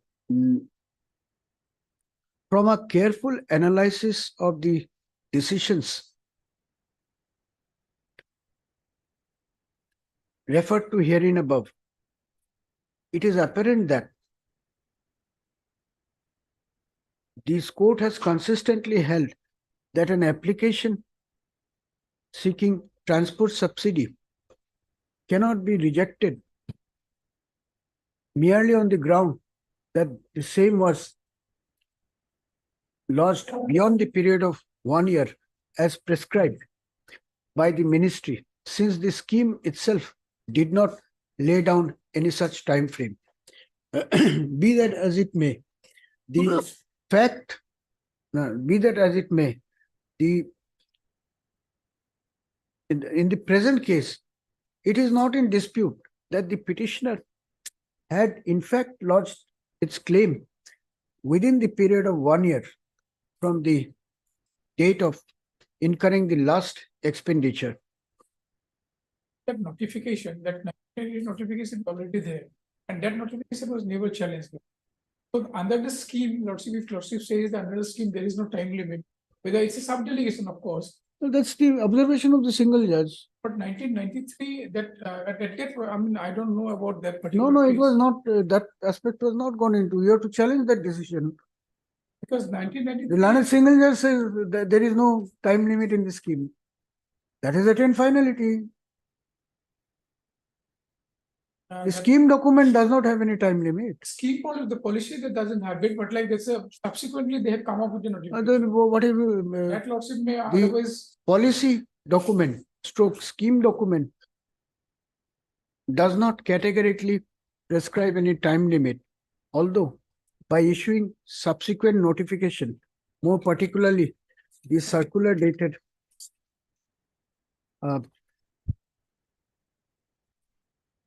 4/5/1993, the ministry has prescribed that the claims are to be entertained which were less than 1 year old. Stop. Be that as it may, in the present case, there is no dispute about the fact that the petitioner had lodged its claim before the expiry of 1 year from the date of incurring the last expenditure. Therefore, even under the circular dated 4/5/1993, it cannot be said that the claim of the petitioner was time-barred. Coming to the next issue as to whether, due to non-furnishing of certain documents which were subsequently completed beyond the prescribed period of 1 year, can the application be treated as time-barred? The said issue is also no longer res integra in view of the law laid down by this court in the case of J. Taryang, wherein it has been categorically held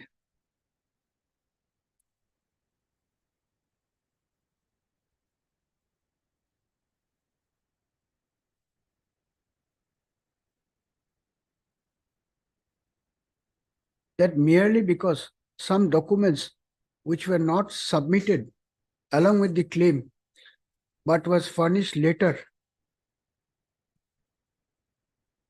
after a period of 1 year, the claim after a period of 1 year, whereas the claim itself was lodged within the prescribed period, cannot be held to be time-barred. The ground urged by the learned CGC on such count cannot also be accepted by this court. Full stop. What would be significant to note here in that the decision rendered in the case of J. Taryang Supra has also been upheld by the division bench, and the said decision has attained finality insofar as the time limit for submission of, insofar as the decision, insofar as the conclusions and observations made by the learned single judge pertaining to the time limit applicable for accepting a claim application along with belated submission of documents. Full stop. Next paragraph. It would also be pertinent to note here in that in the letter dated 12/7/2010, the department has not indicated as to the basis for arriving at the conclusion that the application was time-barred. Full stop. Although an attempt had been made subsequently to develop its stand by filing affidavit to the respondent number 1, wherein averments have been made in paragraph 8 to contend that belated submission of documents was the ground for rejection of the claim, yet the said stand could not be substantiated by the learned departmental counsel. Moreover, in view of the law laid down by this court in the case of J. Taryang Supra, the stand of the department cannot be accepted on the above point. Full stop. Coming to the last issue involved in this proceeding, pertaining to the claim of payment of interest at the rate of 24% due to delayed payment of subsidy. It has been brought to the notice of this court that although such a claim was granted by the division bench in the case of Messrs. Iswar Food Products Private Limited versus State of Assam and others, by judgment and order dated 12/6/2020, passed in correction with writ appeal number 243 of 2019. Yet,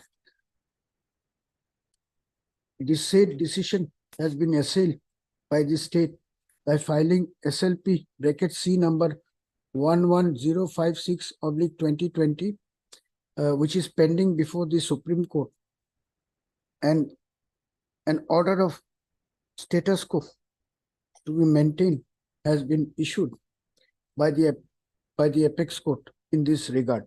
First of all, as such, this court is not inclined to consider the said prayer at this stage and leaves the matter open for the petitioner to avail appropriate remedy as and when the legal issue is settled by the Supreme Court in connection with SLPC number 11056/2020. For the reasons stated herein above, this writ petition partially succeeds and is hereby allowed to the extent of claim, to the extent of the prayer made by the petitioner for setting aside the letter dated 12/7/2020. Full stop. Accordingly, the impugned letter dated 12/7/2020 is hereby set aside. The respondents, more particularly the respondent number 1, is directed to process the claim of the petitioner for release of transport subsidy and disburse the amount as expeditiously as possible, but not later than 6 months from the date of receipt of a certified copy of this order. With the above observation, writ petition stands disposed of. Because there are 2 writ petitions, everything will be same, but in the other, in WPC number 2415, the changes are this. The amount involved is 21,01,715. Then the period is for 1/10/2002 to 31/12/2002. And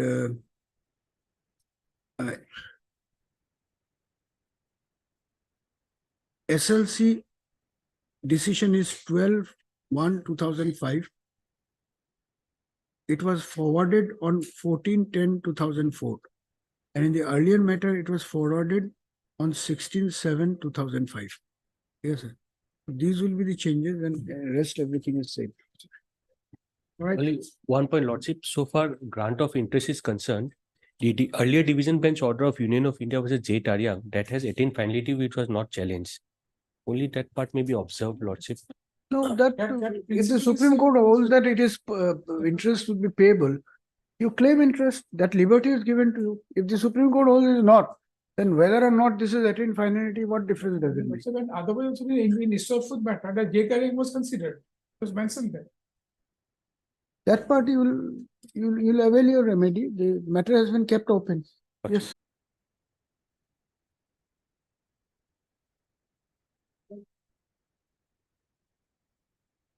What is this? Lordship, it's a non-payment of contractual bill. The last occasion also the petitioner did not appear.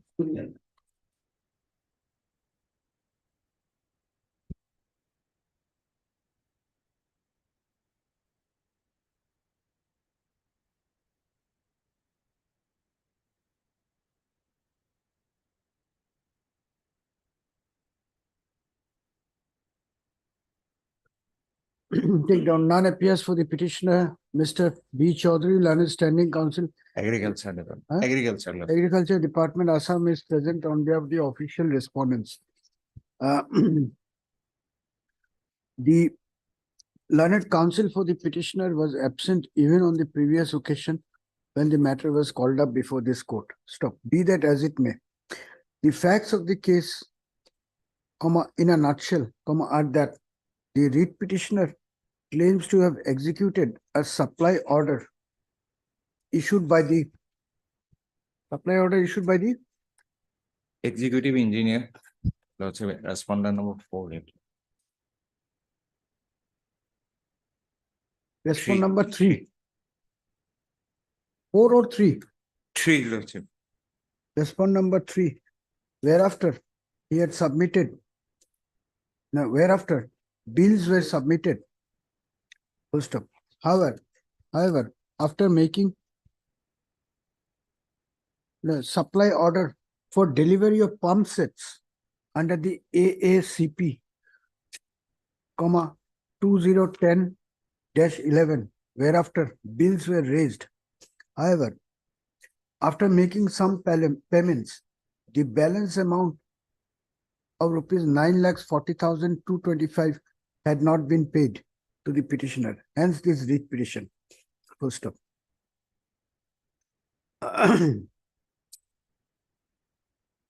Considering the limited nature of grievance expressed in the writ petition, and in view of the fact that the petitioner's counsel is not present herein today, this matter is being disposed of by providing that if the balance dues of the petitioner has not yet been cleared,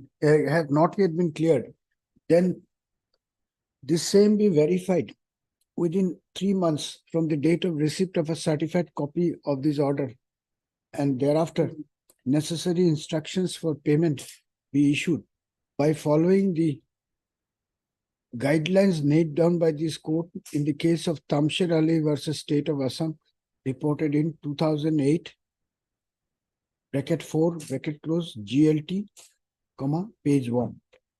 With the above observation, this writ petition stands closed. What is this IA about? Let's see. Lordship, IA was most probably for substitution. IA is already. Yes. Item 9.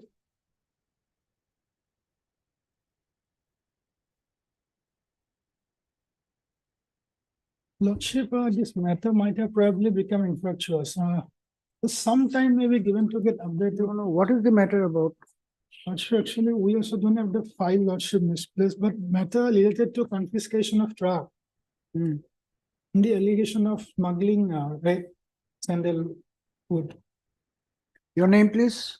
NJ Chaudhary. Mr. NJ Chaudhary, Land Counsel for the petitioner, submits that in all probability this writ petition has become infructuous, but he be granted 2 weeks' time to obtain updated instructions from his client.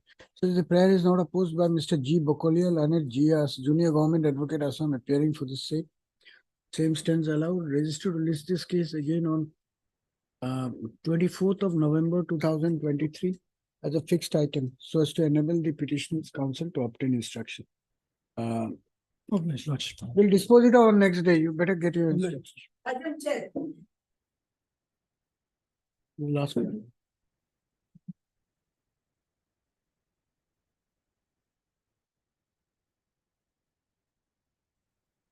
May it please your lordship. Well, the matter relates to promotion, consideration of the petitioner to the post of Deputy Director of Tea Development. And Is it a service matter? Service matter. Why this is come before this bench? Actually, my lord, there is an office note. It went to the court of Honorable Justice Saikia, Omitra Saikia. But since his lordship had declined it, so therefore it has been put up here. There is an office note in the, I've checked up in the, that is dated 7th of November.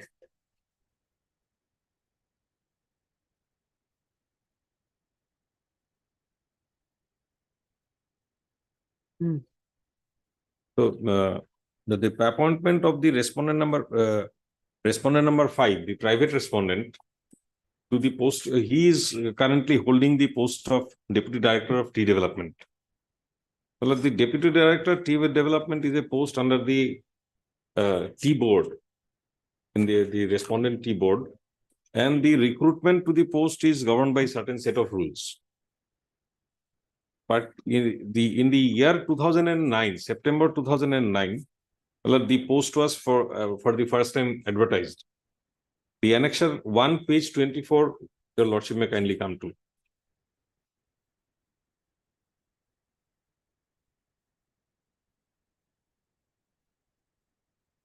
How much time will you require?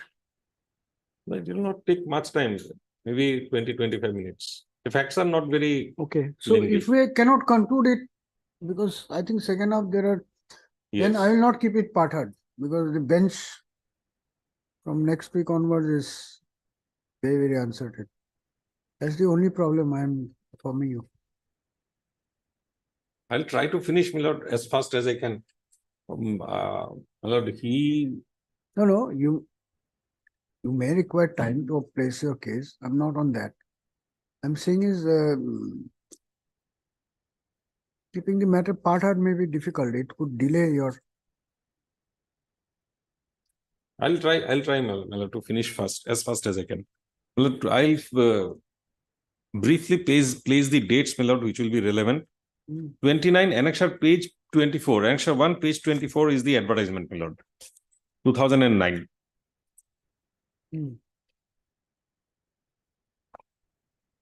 Page 24. Yes. Now, here your lordship will find the post of Deputy Director of Tea Development is indicated at serial 1. And the qualification is given. Preference would be given to candidates having postgraduate degree in agriculture of MBA in financial management. Minimum 8 years experience at a managerial level in a scheduled cooperative bank or in any other recognized financial institution under the government of India, of statutory bodies under government of India, or as a senior manager in tea garden. This is the requirement. Then the interview was held on 7th of April 2011. And a panel was published on 12th of April 2011, which is at page 27.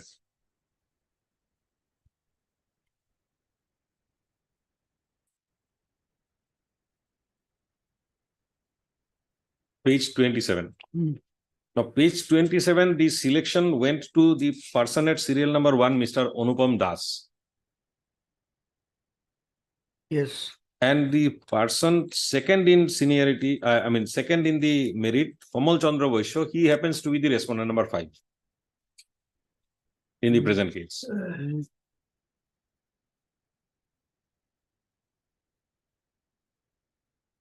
Yes. Page 27. Page 27, your lordship will mark the note. The panel as above may kindly be approved. The first candidate may be given offer letter and other formalities for appointment may be carried on. So the panel went to Mr. Anupam Das. He got it. But thereafter, in the year 2011, page 29, your lordship will kindly see.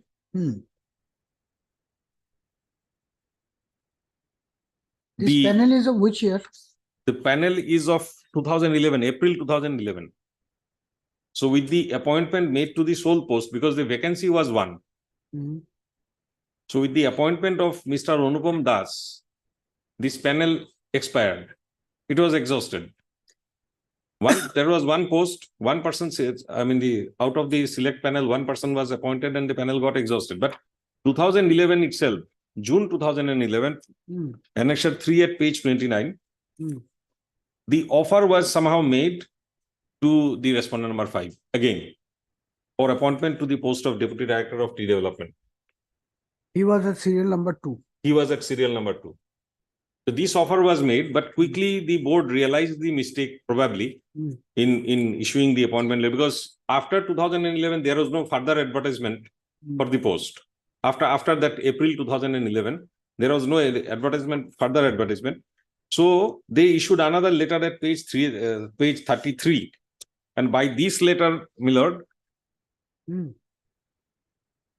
they indicated that according to the offer, page 33, annexure 4, your lordship may kindly come to. Pursuant to the advertisement dated 1st September 2009, for filling up one post of Deputy Director of Tea Development in Tea Board and subsequent written test and interview, a panel of 3 persons was prepared and was published in the website of the board.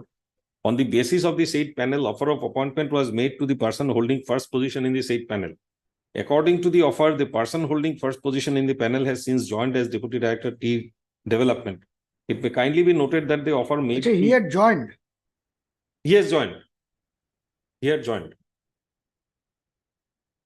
The first order that I have shown, 29th of June 2011, it was made to him, he joined, has joined since. So it may kindly be noted that the offer made to you by letter number 29 June 2011 was under wrong impression of filling of more than one vacancy, which was not originally advertised. All right, so the first person in the panel, he joined. He joined. Then this was the second vacancy. This was the second person he was given appointment, but without realization to the fact that one post was advertised and one person had already joined and the panel was not available anymore. But still they offered it to the respondent number 5. But quickly they realized the mistake and they withdrew the offer of appointment. All right. by What is this. the live issue now? Live issue now is that, my lord, he is still holding the post of deputy director. Subsequently, he was again given the chance, frustrating my claim.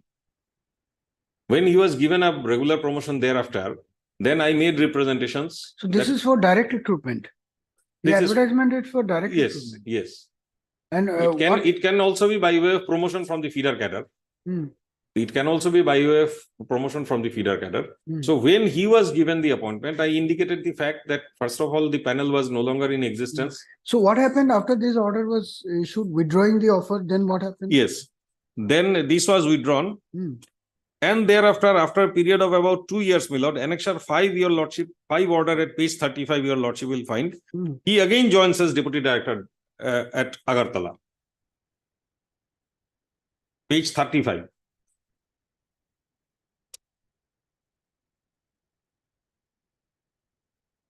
So that 11th chapter was closed. 11th chapter was closed. He was given appointment, then withdrawn. Hmm. He remained like that. So on 7th October 2013, he joins for the first time as deputy director in Yes, Agartala. yes. This is pursuant to what? Promotion? No. Then? This is not pursuant to any, I mean, although they mean to say that it is by way of promotion, but these vacancies were never advertised. No, promotion, there is no need to advertise. No, it's a direct recruitment proposed that he is coming in. It said, if your lordship will kindly come to Annexure 1, How many posts of deputy director? that was only one How many posts of deputy director under the T board? as of Well, now. As of now. No, on that day, how many posts were there? One On- post was advertised, but that doesn't mean all On- posts were. On that day, there was no more vacancy available. On that day, there was no more Mr. vacancy Datta, available. I'm sorry, I have to point out one thing. First post was advertised. That was an open selection. Yes. Anybody could participate, including the departmental candidates, like your client and the private respondent. Yes. There, they appointed the selected candidate. Second offer made, which was wrong, they withdrew it. The matter set at rest. That chapter is gone. That is only for a reference of facts, catalog of facts, that's Yes. all. Yes. You are now challenging his appointment or promotion or whatever to the post of deputy director. Now, I am asking you, what is the total number of posts of deputy director? What is the rule service? Total, yes, total number is 6. Hmm. Total number is 6. But at that point of, your lordship, may I kindly see the rule at page 79. Page 79. 79. Yes. Yeah.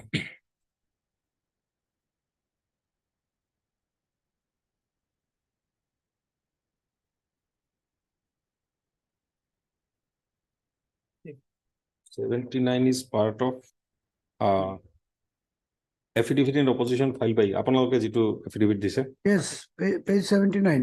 6. Yes, 6, depending upon the workload, Hmm. the selection is by seniority come merit. Correct. Now, Who is senior? me, You are senior. yes. Now, he was given 2013, the order that I have referred. Hmm. Immediately thereafter, I file a representation that your lordship will find at page 37.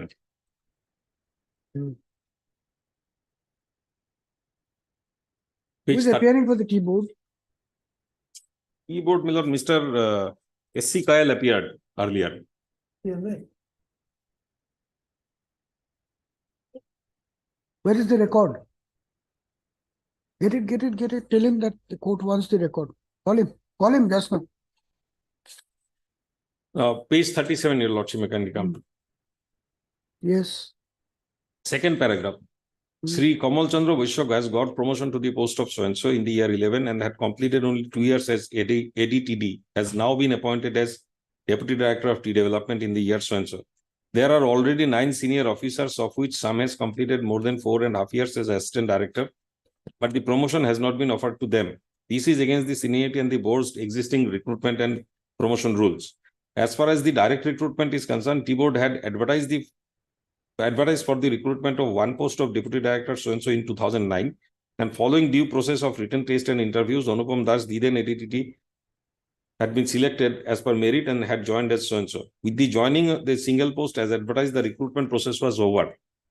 However, subsequent so-and-so attached to board Siliguri office, who was reported to be second in the panel, was offered the post of DDTD in the year 11 against the post which was not in existence in the year 2009, but has arisen by a separate sanction of ministry, sanction by the ministry-wide letter number so-and-so dated 25th May 2011. Mr. Datta, see, the problem is this is not a case of direct recruitment. No, I am.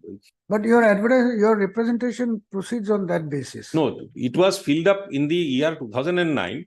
It was filled up by way of a direct recruitment. Correct. 2009 or 11? Sorry, 2011. The advertisement was in the year 2009. Right. It was filled up by direct recruitment. Now, as per the rules, because if the departmental candidates are to be given appointment, then it is to be seniority by merit, seniority come merit. Correct. So we'll ask them what is the procedure followed. That's all. Yes. The records will be necessary. Yes. Mr. Chaudhary? My lord, my learned friend has skipped some facts. Your lordship kindly takes our affidavit. No, that you are right, but the records will have to Yes, be. yes. perused. My lord, it's a case of direct recruitment.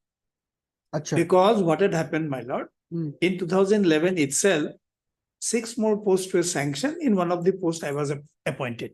And as far as he's concerned, my lord, he became eligible for promotion only in 2014. And recently, my lord, his case has been considered. Recently. Now on 15 September 23, there was a selection for filling up the post of deputy director in which he had participated. These facts he have not mentioned. And secondly, my lord, what I has was happened in that process? What is the outcome of that no process? that result is not out. Result is not out. Not out. He has participated. And as far as the respondent number 5 is concerned, he was appointed in the direct recruitment quota because and my lord, there are exceptions. There are 2-3 judgments of the Supreme Court. Direct Yes, recruitment strictly pursuant to which advertisement? that advertisement only. Because that select list was alive for a period of 1 year. That's why that was operated. But it was withdrawn. Offer was withdrawn. No, it was given, my lord. That's why I say, let's skip those facts. Please come to my lord, page number 25 of my affidavit.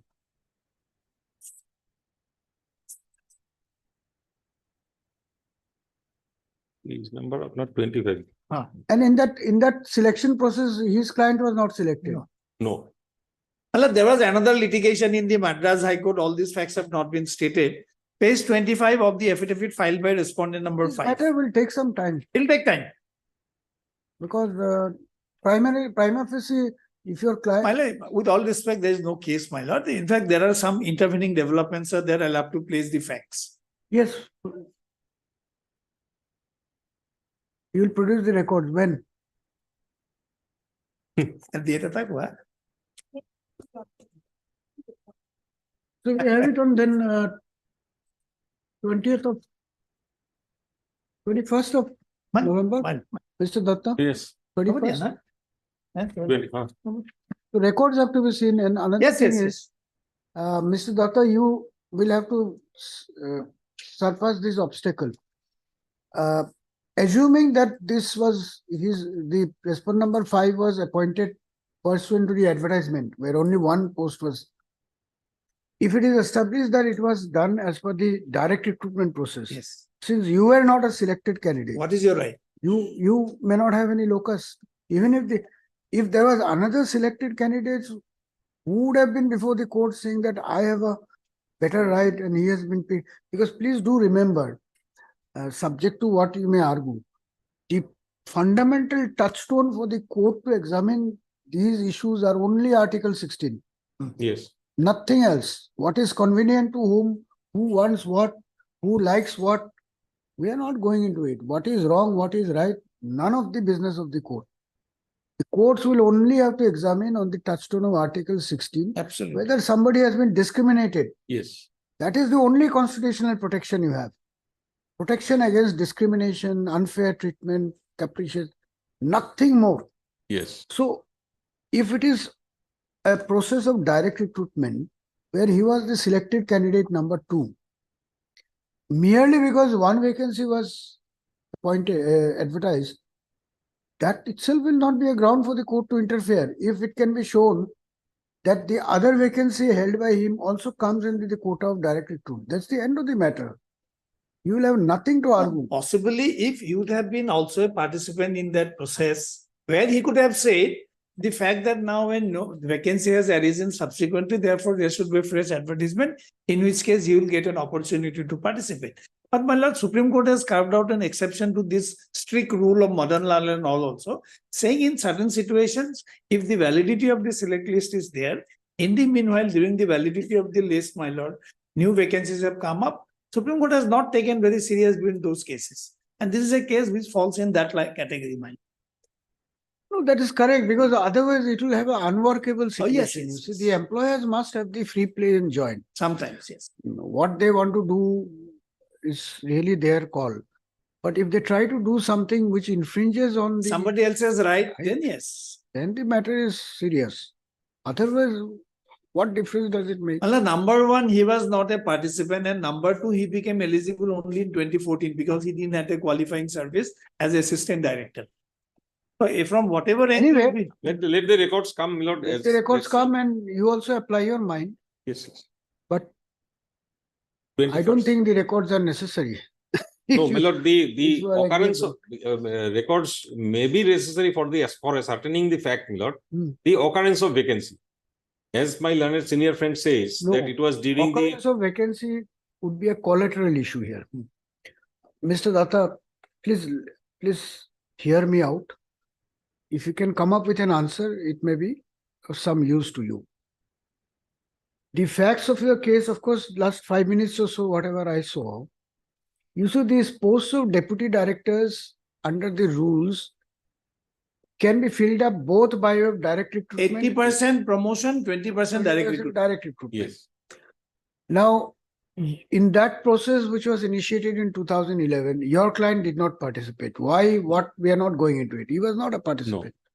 Probably he was not eligible. Let's take it that way. They advertised for one post, but as he is saying, during the process, more vacancies came up, which were available for being filled up by way of direct recruitment.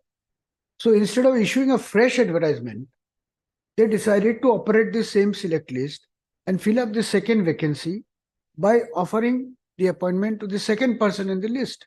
yes, The third person doesn't have any grievance about it. no, So this is a certificate of the fact that there is no arbitrariness in the decision-making process. Secondly, the second vacancy which is filled up comes into the quota of direct recruit, which process you are not a part of. No. You are a claimant only for promotional case quota. That has nothing to do with the appointment of the petitioner because he was promoted against the direct recruitment quota. So strictly speaking, in a given fact situation, whether it should have been advertised afresh or not, how does it help your case? Even if it is advertised, on that day you could not have appeared. You didn't have the eligibility. no, my lord, since the. No, Yes. this is the point. This is the point beyond which we need not go. No, if it was a vacancy meant for direct recruit quota and he was appointed in that quota, well, the case would have been different. The question is whether the vacancy, because the vacancies arose after the advertisement and after this, even after the selection was over. Now, whether in that scenario, when this election is over, it comes to an end, that select list can further be operated in. That issue we can discuss and decide in an appropriate case. But why in this case? Yes, absolutely. You are not a participant there. No, I'm not saying that his case is that he was appointed against the quota for direct recruit. That is why I said, my lord, as your lordship has called out the records would be relevant for the purpose of ascertaining this fact that to which post he has gone. No, Keyboard's affidavit is very clear. My appointment is against direct. So and so and senior counsel for the petitioner, K.N. Chaudhary and senior counsel listed by our property. What is your name, please? Ardeka. Armedi. I confuse my lord. No, it happens. Respondent number 5, Miss M. Decker, her counsel has appeared for respondent numbers 1 to 4. After hearing the preliminary submissions made at the bar, this court is of the opinion that perusal of the departmental record, more particularly the one pertaining to the process involved in appointment of the respondent number 5, would be necessary in this case. You write Mr. S.C. Kyle's name. In view of the assurance given by Mr. Kyle that the departmental records will be produced within a week from today, let this matter be listed as a fixed item again on 21/11/2023. But that's the point here. Yes, That's the only point. Yes, I agree. Strictly speaking, the law will have to follow the facts. Yes. In another case, maybe this could have a fatal bearing. But if this post falls under it can come within the promotion in the direct recruitment, then it's the end of the matter for you. Yes. That you realize. Yes, yes. Okay. That is why it is said, my lord, decision is an authority for what it actually decides. That's correct. That's correct. Yes. Time being better, I don't like coaches.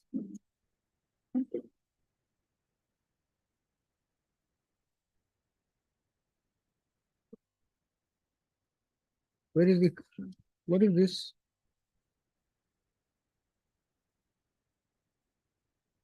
Who is appearing in this case?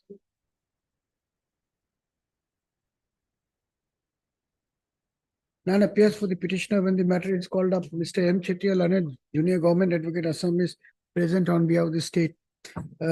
This matter pertains to year 2014. Notwithstanding, full stop, notwithstanding the same, the petitioner's counsel has not appeared when the matter is called up. Full stop. Be that as it may, for ends of justice and in order to give one more opportunity to the petitioner to appear and argue the matter, this writ petition is directed to be listed again on 21/11/2023 as a fixed item. It is made clear that if the petitioner